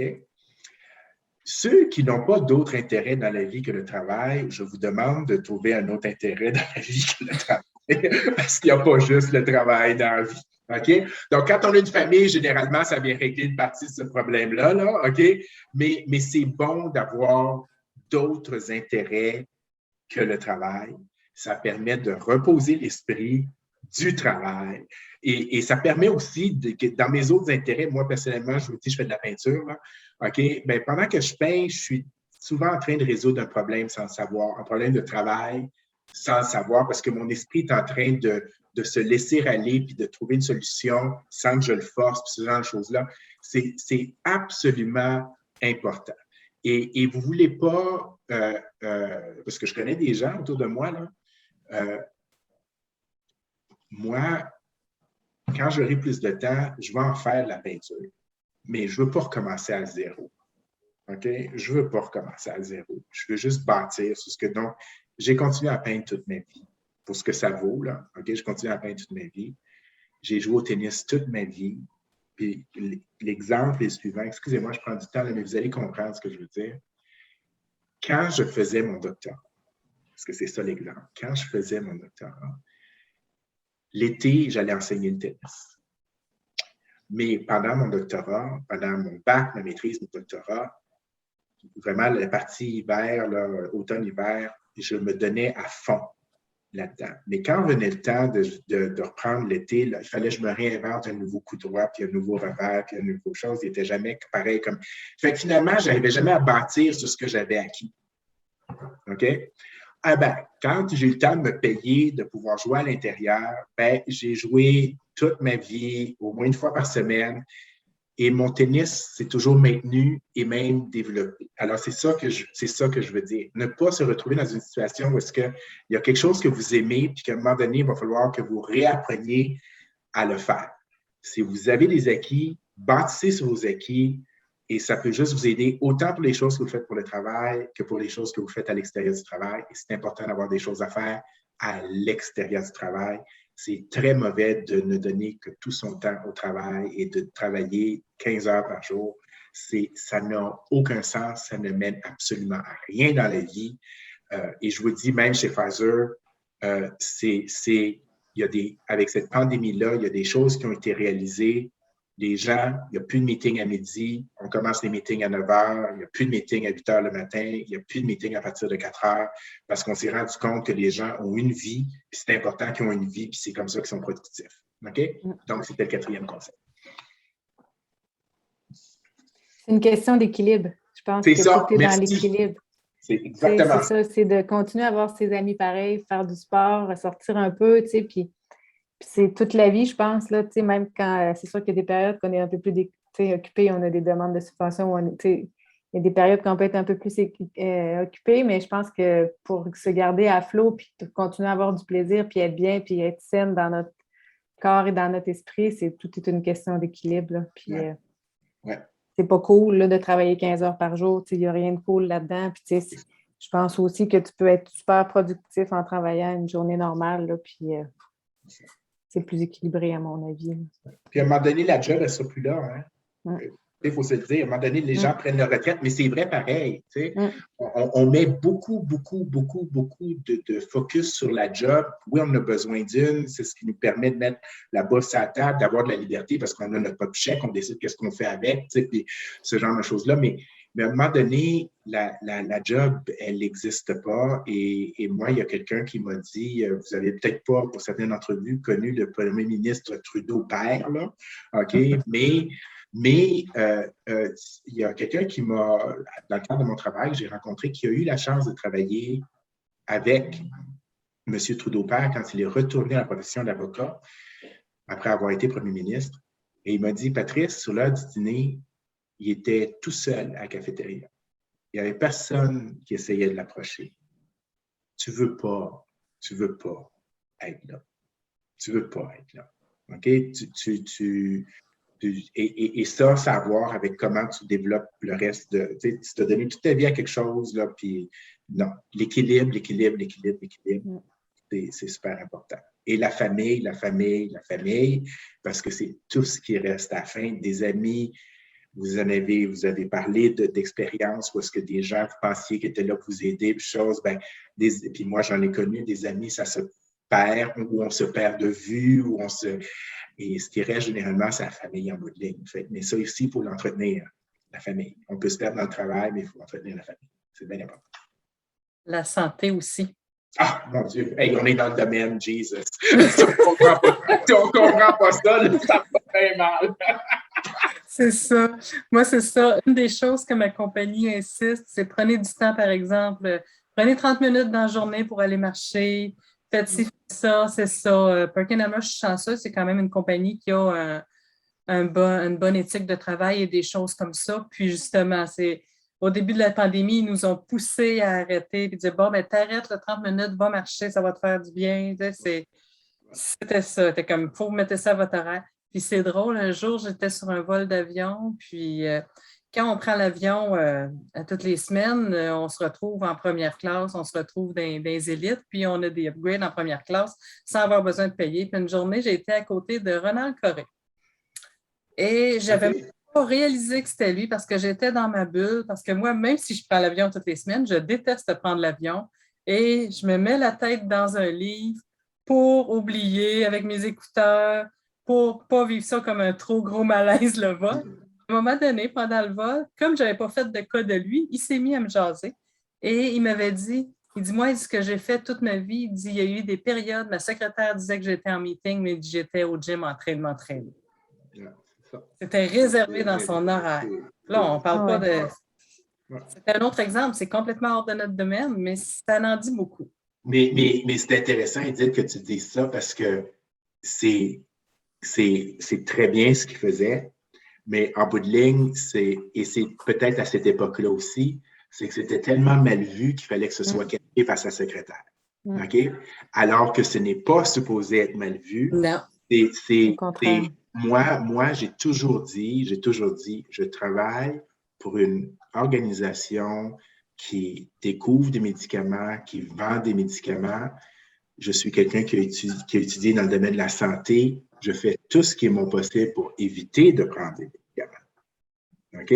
Donc tu sais, je ne suis pas tributaire de ma santé, il peut m'arriver des affaires, mais je le prends quand même sur moi je devrais être assez éduqué pour savoir le minimum qu'il faut que je fasse pour me tenir en santé.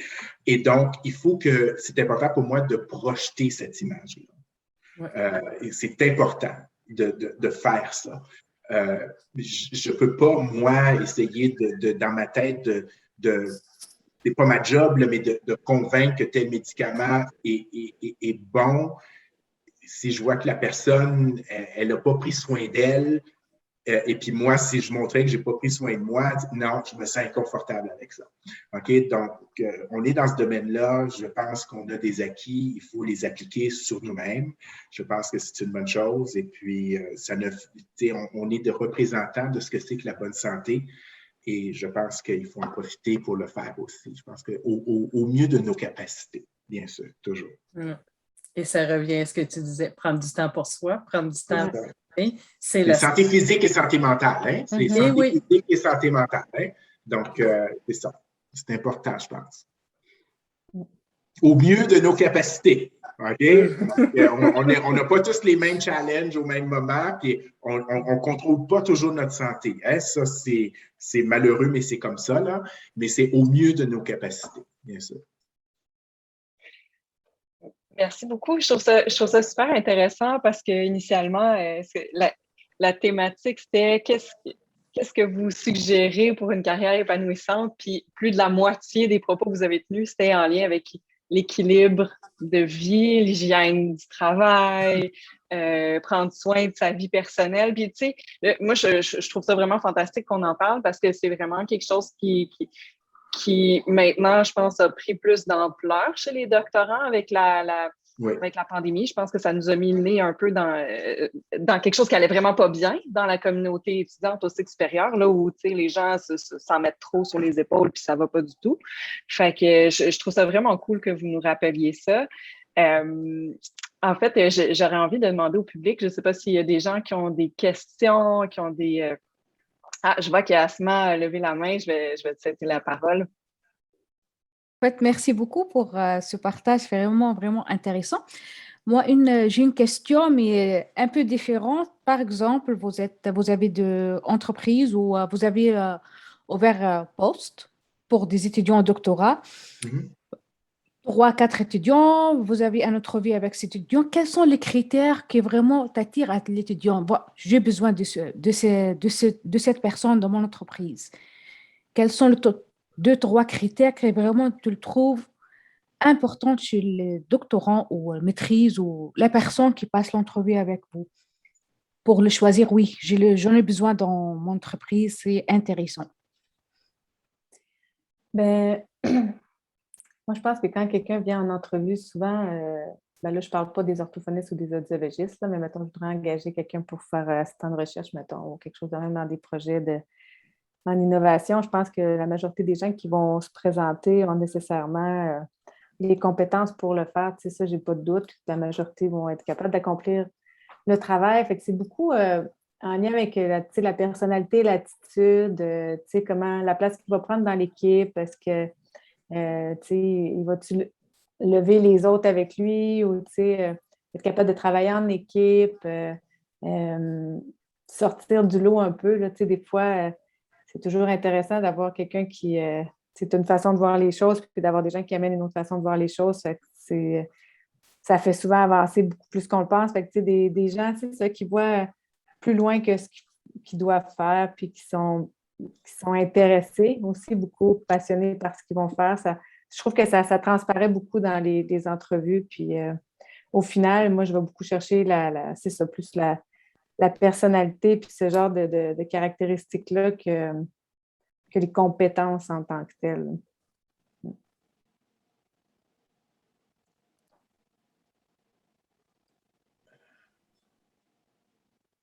Merci. Est-ce que vous voulez rajouter quelque chose? Oui, je vais rajouter parce que j'essayais de me faire ma petite liste. Là. J'essayais de me faire ma petite liste. Puis là, j'ai bloqué, j'avais quelque chose en tête, puis ça ne me revient pas, mais c'est pas grave. Je cherche de l'honnêteté. Donc, je ne veux pas avoir quelqu'un qui est comme un robot devant moi, là, qui a préparé toutes ses réponses à ces questions. Là. Ça me tape sur les nerfs. Okay? De l'enthousiasme durant l'entrevue, et j'ai finalement trouvé la quelque chose que je voulais dire. OK. OK. Et que la personne soit renseignée sur le poste sur lequel elle applique. Là, si la personne, là, elle ne s'est pas posé de question, ça va mal. OK, ça va mal. Je vais poser la question. D'après toi, c'est quoi le poste sur lequel tu appliques? Si la personne n'est pas capable, et ça, là, quand je pose la question, je ne veux pas un discours de 30 minutes. OK? Je veux que, ça c'est important aussi, que la personne soit capable de communiquer de façon succincte, mais claire, et on répond à la question qui est posée. OK? Je préfère quelqu'un qui me dit « je ne sais pas quoi répondre, est-ce que je peux prendre un temps juste pour y réfléchir un peu plus pour vous donner la meilleure réponse possible » que de voir la personne qui est en train de dire n'importe quoi pendant qu'elle réfléchit pour répondre à la question. Si elle pense que la personne qui interviewe ne voit pas ça, là, c'est vraiment se mettre la tête dans le sable. OK? Donc ça. Et une entrevue, c'est à deux sens. Il faut poser des questions à la personne qui a affiché le poste aussi. C'est une bonne façon de démontrer de l'intérêt. Quel genre de patron est-ce que vous êtes si c'est la personne qui engage? En quoi consiste l'équipe? Quels sont les challenges de l'équipe? Ce genre de choses. Il faut démontrer qu'on cherche aussi à travers ça, on démontre qu'on cherche aussi à être le bon fit pour l'emploi sur lequel on postule. D'accord? Donc, ce n'est pas juste dans un sens, c'est dans deux sens. C'est bien important. Puis, moi, je sais qu'en entrevue, je le dis d'emblée, je vais garder les 10 dernières minutes pour qu'on me pose des questions. D'accord? Si vous ne voyez pas ça, au début de l'entrevue, ne gênez-vous pas. Est-ce qu'on peut garder 10 minutes à la fin pour que je pose des questions? OK? Si vous faites ça, vous avez déjà une longueur d'avance. Ça, je vous le dis tout de suite. OK? Donc, voilà. Moi, je dirais un peu dans le même sens que Christine aussi. L'énergie de la personne, Patrice aussi disait l'enthousiasme et tout ça. Il faut vraiment qu'on voit cette personne dans le poste. Ça dépend aussi. On peut chercher quelqu'un pour un poste A une journée, puis ça va être une telle personne, mais on reçoit la personne qui conviendrait peut-être au poste B. C'est ça aussi, il faut essayer de choisir la bonne personne au bon poste et référer les bonnes personnes au bon poste. C'est pas toujours évident des fois, c'est ça. C'est ça. Fait que souvent, c'est pas que les connaissances sont pas là, c'est pas que l'expérience n'est pas là, c'est juste que le fit n'est pas parfait. Il faut vraiment... On peut dire des fois, c'est arrivé un peu comme Patrice qui est là pour une entrevue, puis finalement que c'est une autre qui a recommencé une deuxième entrevue à la même occasion.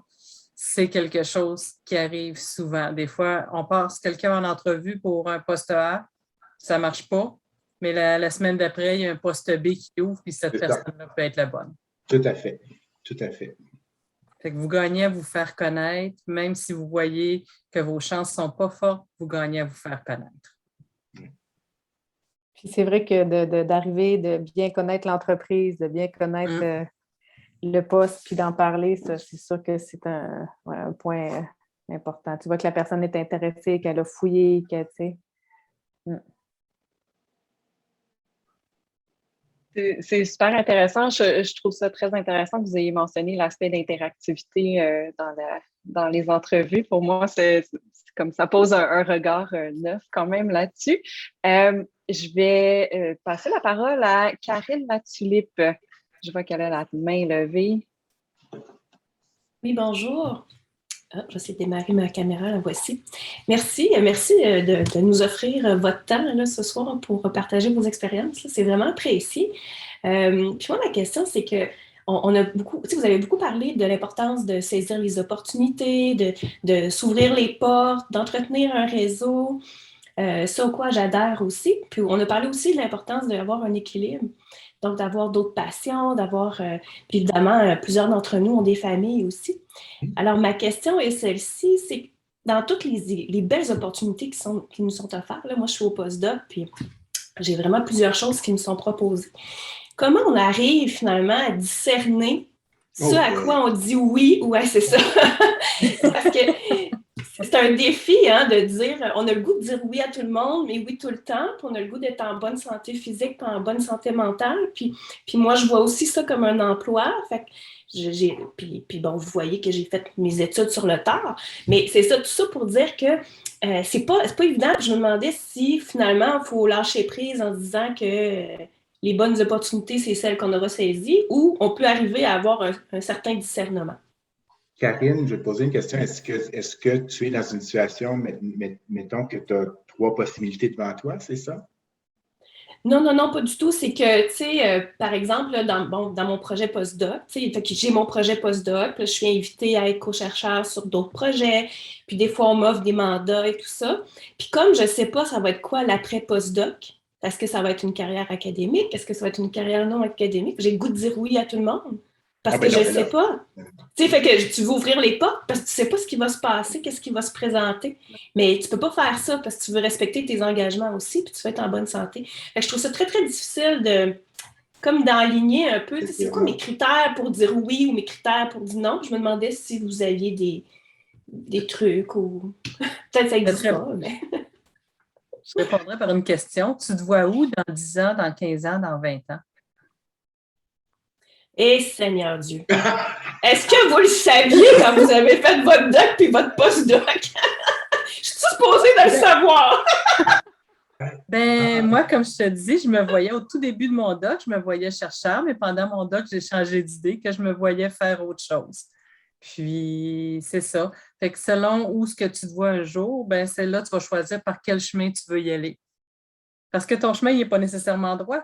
Non, il n'est pas droit. Non, c'est ça. Puis, tu sais, mais un peu comme vous disiez, dans le sens que, tu sais, mon plan A, ce serait, mettons, la carrière académique, mais on le sait qu'on n'est pas beaucoup qui vont faire ça. Donc, il faut se garder un plan B, puis un plan C, puis un plan D. OK. Il faut composer avec ça. OK. Mais là c'est différent, là, Karine. Là, la question est vraiment différente. Là, parce que si ton plan A, c'est ton plan A, point final à la ligne. OK? Il faut que tu donnes le maximum sur ton plan A. Et quand je dis le maximum sur ton plan A, comme disait Edith, là, c'est pour y arriver, c'est pas nécessairement une ligne droite, là.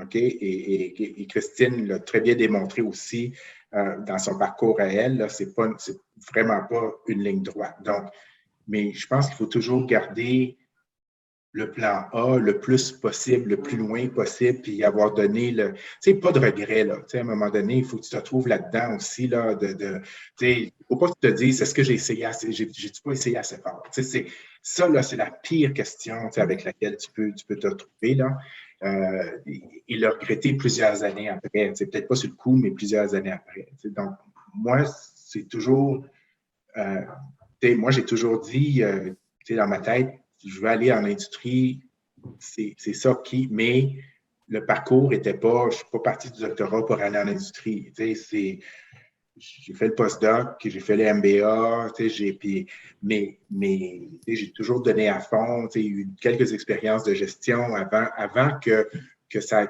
se présente. Tu sais, puis moi, alors c'est ça. Tu sais, moi, c'est ça. Là, le plan A, puis qu'est-ce qui te permet d'y arriver puis de focuser là-dessus. Puis plan B, c'est pas tellement plan B comme... Pas le plan A. comme, c'est quoi d'autre qui fait que tu vas maximiser tes compétences, OK? Ce que tu as appris ou ce que, pour contribuer à la société. C'est pas... C'est plate de penser plan B. Ça arrive, là, puis je veux pas minimiser ça. Moi, je le vois tous les jours. Hein? Je le vois tous les jours. Les gens que j'engage, parce que, à cause des critères, là, j'engage souvent des gens d'autres pays. OK? J'ai fait venir du monde du Brésil, j'ai fait venir du monde de la Tunisie, parce qu'à un moment donné, je cherchais le médecin dermatologue. Bon, je ne peux pas me payer un médecin dermatologue du Québec pour travailler chez Pfizer. Bon, mais c'est une médecin dermatologue qui, elle, voulait venir travailler au Canada, qui voulait immigrer. Donc, elle a réussi à faire son plan A. OK? Puis son plan A, c'était de déménager sa famille de la Tunisie au Canada. Puis je fais avec ce qui vient avec, puis elle était bien contente d'avoir cette job-là. OK? Mais je vois ça tous les jours. Donc, oui, des fois, tu es amené à faire des choix de vie, mais si tu n'es pas rendu à faire des choix de vie, plan A. Ce qui est intéressant dans ce que vous venez de dire, en tout cas, ce que j'entends aussi, c'est que ton plan A, des fois, c'est pas un poste, mais le plan A, c'est peut-être de faire de la recherche puis de l'enseignement. Puis là, il y a plusieurs façons d'en faire. C'est très bien ça, c'est intéressant de changer le mindset. C'est très bien ce que tu viens de dire là. C'est très bien ce que tu viens de dire là. Effectivement, le plan A, c'est peut-être pas, c'est effectivement, puis ça aide beaucoup. C'est peut-être pas le poste, OK? Mais c'est où que j'ai mes forces, OK? Puis c'est comment je veux contribuer à la société. OK? Et ça aide beaucoup parce que ça ouvre les portes, OK? Oui, à plusieurs solutions. OK? Ça ouvre les portes à plusieurs solutions, mais dans l'univers dans lequel tu veux travailler. Moi, j'aime bien j'aime bien l'aspect de c'est ça, de où est-ce que je veux contribuer dans la société, puis c'est qu'est-ce que je veux avoir comme impact, puis où est-ce que je veux comme faire avancer les choses. Moi, je sais que ça m'a toujours motivée, puis je me suis tout le temps dit, tu sais, j'ai envie de faire avancer les choses là-dedans, puis de contribuer de cette façon-là. Fait que moi, ça m'a toujours un peu aidé à prendre des décisions, là. Peut-être qu'avec du recul, quand j'étais dedans, peut-être que c'est pas ça que je me disais, puis que c'est facile à dire aujourd'hui, mais moi, c'est ça. Où est-ce que je veux donner de mon temps? Tu as plein de compétences, tu as plein d'acquis, là, rendu là, c'est sûr. Là. Où est-ce que je veux donner mon temps? Puis qu'est-ce qui est important pour moi? Puis moi, ça aussi, ça a été... oui, c'est sûr, il faut prendre des décisions en fonction de notre plan A, puis c'est évident, mais c'est qu'est-ce qui me tente le plus, puis qu'est-ce qui est le plus important pour moi. Puis moi, il y a aussi toujours une question de avec qui j'ai envie de travailler, parce que les gens avec qui tu travailles, après, ça fait partie de ton réseau, là, c'est des gens que tu vas être amené peut-être à revoir à un moment donné, puis fait que je pense que ça aussi, c'est à considérer. Puis pas laisser tomber ses rêves, parce que Christine, si j'ai bien compris, dans son parcours, en début de carrière, il y avait beaucoup je vais dire comme ça, de bénévolat auprès de communautés qui sont dans le besoin dans d'autres pays. Puis, elle ne l'a jamais oublié. OK? Puis elle trouve le moyen aujourd'hui de vouloir, avec ses acquis, de faire que ça continue. Tu ne peux pas toujours tout faire en même temps. OK? Mais c'est de ne pas oublier ce qui t'anime. Puis des fois, c'est OK, pendant 2-3 ans, il faut que je me concentre vraiment là-dessus. Tu sais, généralement, quand tu as un nouveau-né, ben, tu sais sur quoi il faut que tu te concentres pour la prochaine année. Là, genre, là, tu sais, ça vient tout de chambouler ton affaire. Bel exemple. Tu vas mettre le gym de côté pendant 1 an. Là, tu réaménages, mais tu n'oublies pas. OK? Puis tu trouves le moyen d'y retourner parce que ça fait partie de ton être, ça fait partie de ta personnalité. Puis de créer ça pour que ça revienne aussi. Parce qu'il n'y a encore pas de regret. Pas de regret. Donc, tu t'arranges pour y retourner. Mais tu es conscient que, bon, là, je suis en début de carrière, il faut peut-être que je m'installe, il faut que je fasse mes preuves. Ça va être comme ça pendant les 2 premières années où je pars une entreprise, il faut que je lui donne à fond, il faut que ça parte. Puis, ça va être comme ça pendant les 2-3 premières années. Puis, quand les choses vont se stabiliser un peu plus, bien là, je vais peut-être pouvoir ramener certains éléments de mon jeu dans mon affaire. Il faut que tu gardes ton plan A en tête, mais c'est peut-être ton plan C qui va te permettre d'arriver à ton plan A. C'est exactement ça. Exactement. On appelle ça l'esprit de synthèse. Exactement. Merci beaucoup. Et, c'est vraiment intéressant de vous écouter. Est-ce qu'il y a des gens dans la salle virtuelle qui auraient des questions encore? On a encore un petit peu de temps là, pour discuter. Si jamais j'ai pas regardé, on a rien dans le chat. Moi, en fait, je trouve ça, je suis comme fascinée de vous écouter. Il y a quelque chose qui, pour moi, résonne vraiment fort. Puis je veux juste vous le dire parce que j'ai l'impression que c'est une thématique qui est revenue à plein de savants. Puis vous avez beaucoup parlé de la thématique de l'intégrité, hein, être intègre envers nos croyances, puis aussi ce qu'on veut faire, puis respecter ça à plusieurs niveaux, là, tant en termes de thématique d'intérêt, mais aussi en termes de personnalité. Hein. Ça, c'est quelque chose que j'accepte ou que j'accepte pas de mes collègues. Là. Fait que je trouve ça vraiment chouette que vous ayez parlé de ça. J'ai une question, je ne sais pas si c'est une question crunchy, puis je m'excuse d'avance si c'est crunchy, mais en fait, moi, je voulais vous demander, on a beaucoup parlé du réseau, puis je sais que c'est important d'avoir un réseau, puis en fait, j'aimerais savoir comment est-ce qu'on fait pour savoir si on a un bon réseau, comment est-ce qu'on fait pour savoir que les gens qui nous entourent, c'est des personnes qui sont bonnes pour nous, si je peux dire ça comme ça. Dieu Seigneur, aïe, aïe, aïe. Ben, ça se sent un peu, là, moi, je dirais, là, tu sais, mais après,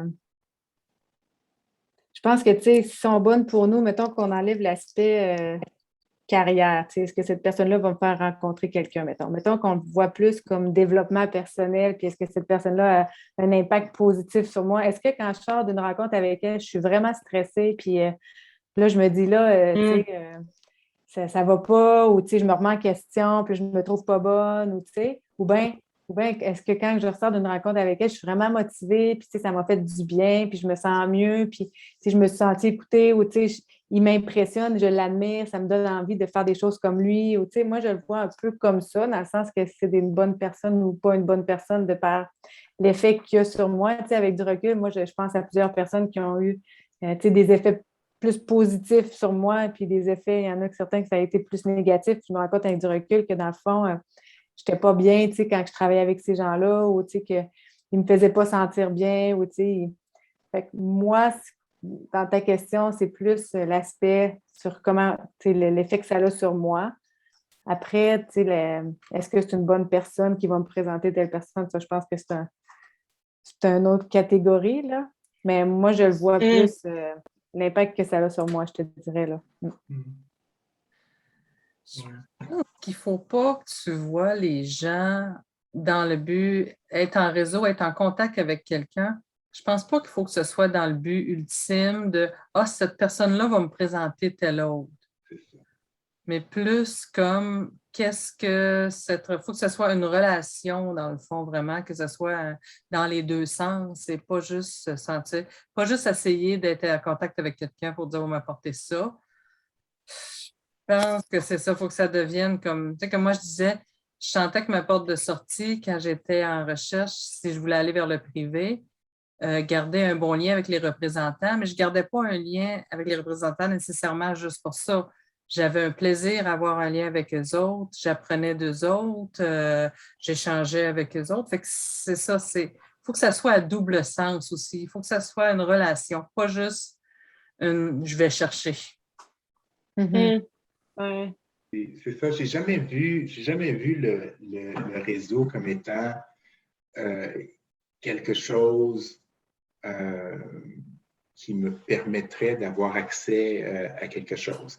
Le réseau, pour moi, ça a toujours été quelque chose qui me permet de continuer à cheminer dans mes intérêts personnels.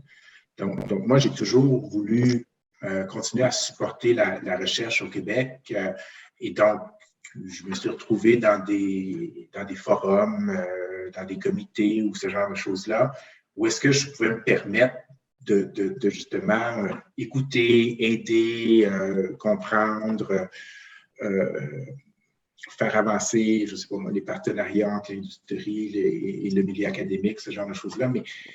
Mais à travers ça, on se consulte, hein, c'est ça un réseau, c'est des gens avec qui tu as un échange, comme disait Edith, là, c'est de la consultation qui se fait, on veut te parler parce qu'on veut avoir ton avis sur quelque chose, puis vice-versa, tu veux parler à cette personne-là parce que tu veux avoir son avis sur quelque chose aussi.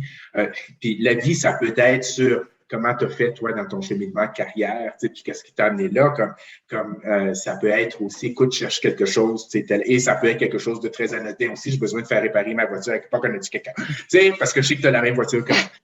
Donc, ça peut être mais c'est dans la façon, avec aussi ces gens-là, tu développes des atomes crochus parce que tu apprends quelque chose sur le processus de communication, c'est ça, c'est de la consultation finalement à double sens qui se fait, puis tu es content de voir ça, c'est ça l'affaire. Hein? On est content de se voir, puis genre, on est content de se voir, puis genre, c'est pas juste un coup de téléphone, là, à un moment donné, tu débordes sur d'autres choses, puis c'est ça. C'est ça. Oui, on dirait que votre réponse me rassure un peu parce que, bon, dans le milieu académique, des fois, ce qu'on voit, c'est des relations un peu utilitaires. J'aime pas ça dire ça, mais c'est ce qu'on voit dans le milieu académique. Il y a beaucoup de ça. Hein. On va s'associer ensemble parce que telle personne a plus de subventions. Fait qu'on va la mettre sur notre demande de subvention parce qu'on est sûr de l'avoir si on l'inclut, mais dans le fond, elle n'est pas vraiment inclue. Son nom est là. Fait que ça, c'est quelque chose qu'on voit, que vous savez probablement qui se produit aussi. Puis on dirait que moi, j'ai un petit inconfort avec ça. Puis je pense pas que c'est une pratique largement répandue dans l'académique, mais je pense que c'est assez fréquent pour que ce soit banalisé. En fait, je pense que dans l'académique, ça existe beaucoup. OK, les réseaux. La chose, c'est peut-être parce que tu es en début de carrière, tu vois seulement un aspect de la chose. Mais moi, il y a quelque chose que quelqu'un m'a dit à un moment donné qui m'a vraiment frappé parce que je ne m'y attendais pas du tout. Et cette personne-là m'a dit, Patrice, on est content plusieurs d'entre nous sommes contents de te connaître, parce qu'on sait que tu livres la marchandise. OK? Donc, et ça m'a frappé parce que j'ai jamais pensé, que je rendais un service à quelqu'un ou on me demandait, j'ai jamais pensé que je le faisais, que j'allais avoir quelque chose en retour. Mais à quelque part, tu laisses une marque de commerce. OK? Et ça, c'est très important. OK? Et ça, c'est très important parce que tu vas être reconnu pour ça. D'accord? Donc, dans ton réseau, tu vas être reconnu pour quelque chose. Tu es peut-être reconnu pour la personne qui est très sérieuse, qui est très méticuleuse, mais qui t'apporte quelque chose de bénéfique à, mais tu as une marque de commerce. OK? Et dans l'exemple que tu donnes, oui, on s'associe pour faire une demande de subvention ou quelque chose. Mais une fois que tu as eu ta subvention, il faut que tu livres la marchandise. OK? Et si tu la livres de telle sorte que la personne avec qui tu t'es associé le perçoit comme étant un travail coopératif qui s'est très bien fait, qu'on a livré la marchandise, on a réussi à renouveler même la demande de subvention, eh bien, crois-moi que cette personne-là va devenir partie de ton réseau et va vouloir continuer à faire partie de ton réseau. Donc c'est ça. Donc, pas de le regarder au début, OK, mais ce sont des choses qui se développent à travers des projets, à travers puis des fois, ça peut être juste sur des comités consultatifs ou quelque chose, puis tu as quelqu'un devant toi, pour qui ce que tu dis, ça résonne, puis cette personne-là veut peut-être te connaître un peu plus, puis alors c'est ça. C'est comme ça que ça se développe un réseau, mais c'est important j'avais jamais eu cette notion-là, mais pour moi, semble-t-il qu'à quelque part, ça a été ça, je livre la marchandise. Bon, merci beaucoup, mais alors c'est ça. Je pense que c'est même les grandes amitiés, c'est parce que tu livres la marchandise, tu es à l'écoute de ton ami, puis tu veux essayer de régler ses problèmes, puis c'est pour ça que cet ami-là veut rester ton ami. C'est ça. C'est de l'entretenir, puis de livrer la marchandise. Tu veux être un bon ami, puis tu livres la marchandise. C'est comme une belle façon de terminer notre période de questions. En fait, je vais passer le mot de la fin à Asma. Merci beaucoup. Merci à nos invités. Vraiment, vraiment, merci infiniment d'avoir partagé vos expériences intéressantes, vos conseils. Et je pense que la plupart d'entre nous ont changé leur plan de A à B. Si dois choisir ce soir. Merci à nos participants. Vous étiez nombreux dès le début. Merci à vos questions. Et n'hésite pas aussi de nous écrire sur Facebook si vous avez d'autres questionnements, d'autres sujets qu'on doit le traiter ou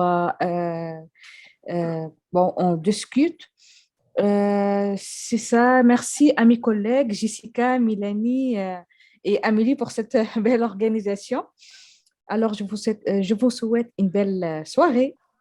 Et je laisse le mot de fin aussi à nos invités s'il y a quelque chose à dire. Bon, je sais que vous avez déjà assez parlé, mais si vous avez quelques mots à nous dire à la fin de cette soirée de discussion.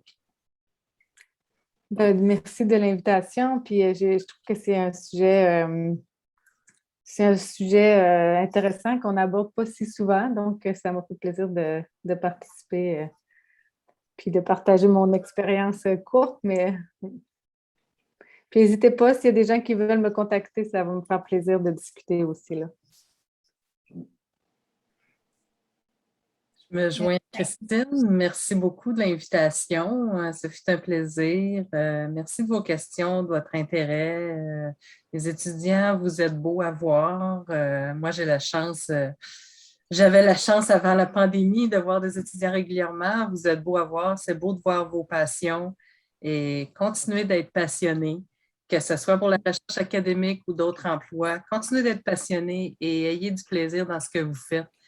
Ça va vous permettre de justement atteindre un équilibre. Si vous êtes heureux dans votre travail, vous allez pouvoir être heureux dans vos autres sphères de votre vie. Et merci encore pour l'invitation. Merci vraiment pour l'invitation. Puis moi, tout ce que je peux vous dire, c'est pas de souci. Vous allez tous contribuer de façon exceptionnelle à notre société. Tous, sans exception. OK? Le chemin n'est pas droit pour tout le monde, mais vous allez tous y arriver. Puis faites-vous-en pas plus que ça. Tant que vous travaillez fort, tant que vous donnez votre 100%, vous êtes exceptionnel parce que vous êtes rendu où vous êtes rendu. Vous ne vous en rendez pas compte, là, mais vous êtes exceptionnel parce que c'est un faible pourcentage de gens qui décident de faire ça. OK? Et ça mène à des grandes choses. Merci beaucoup. Alors, je termine avec ça, avec ces beaux mots. Merci beaucoup. Je vous souhaite une belle soirée et au revoir. Bye. Merci. Au revoir. Merci. Merci, au revoir. N'hésitez pas à nous contacter comme Christine. Oui. Avec plaisir. Ça va nous faire plaisir. Merci. Merci.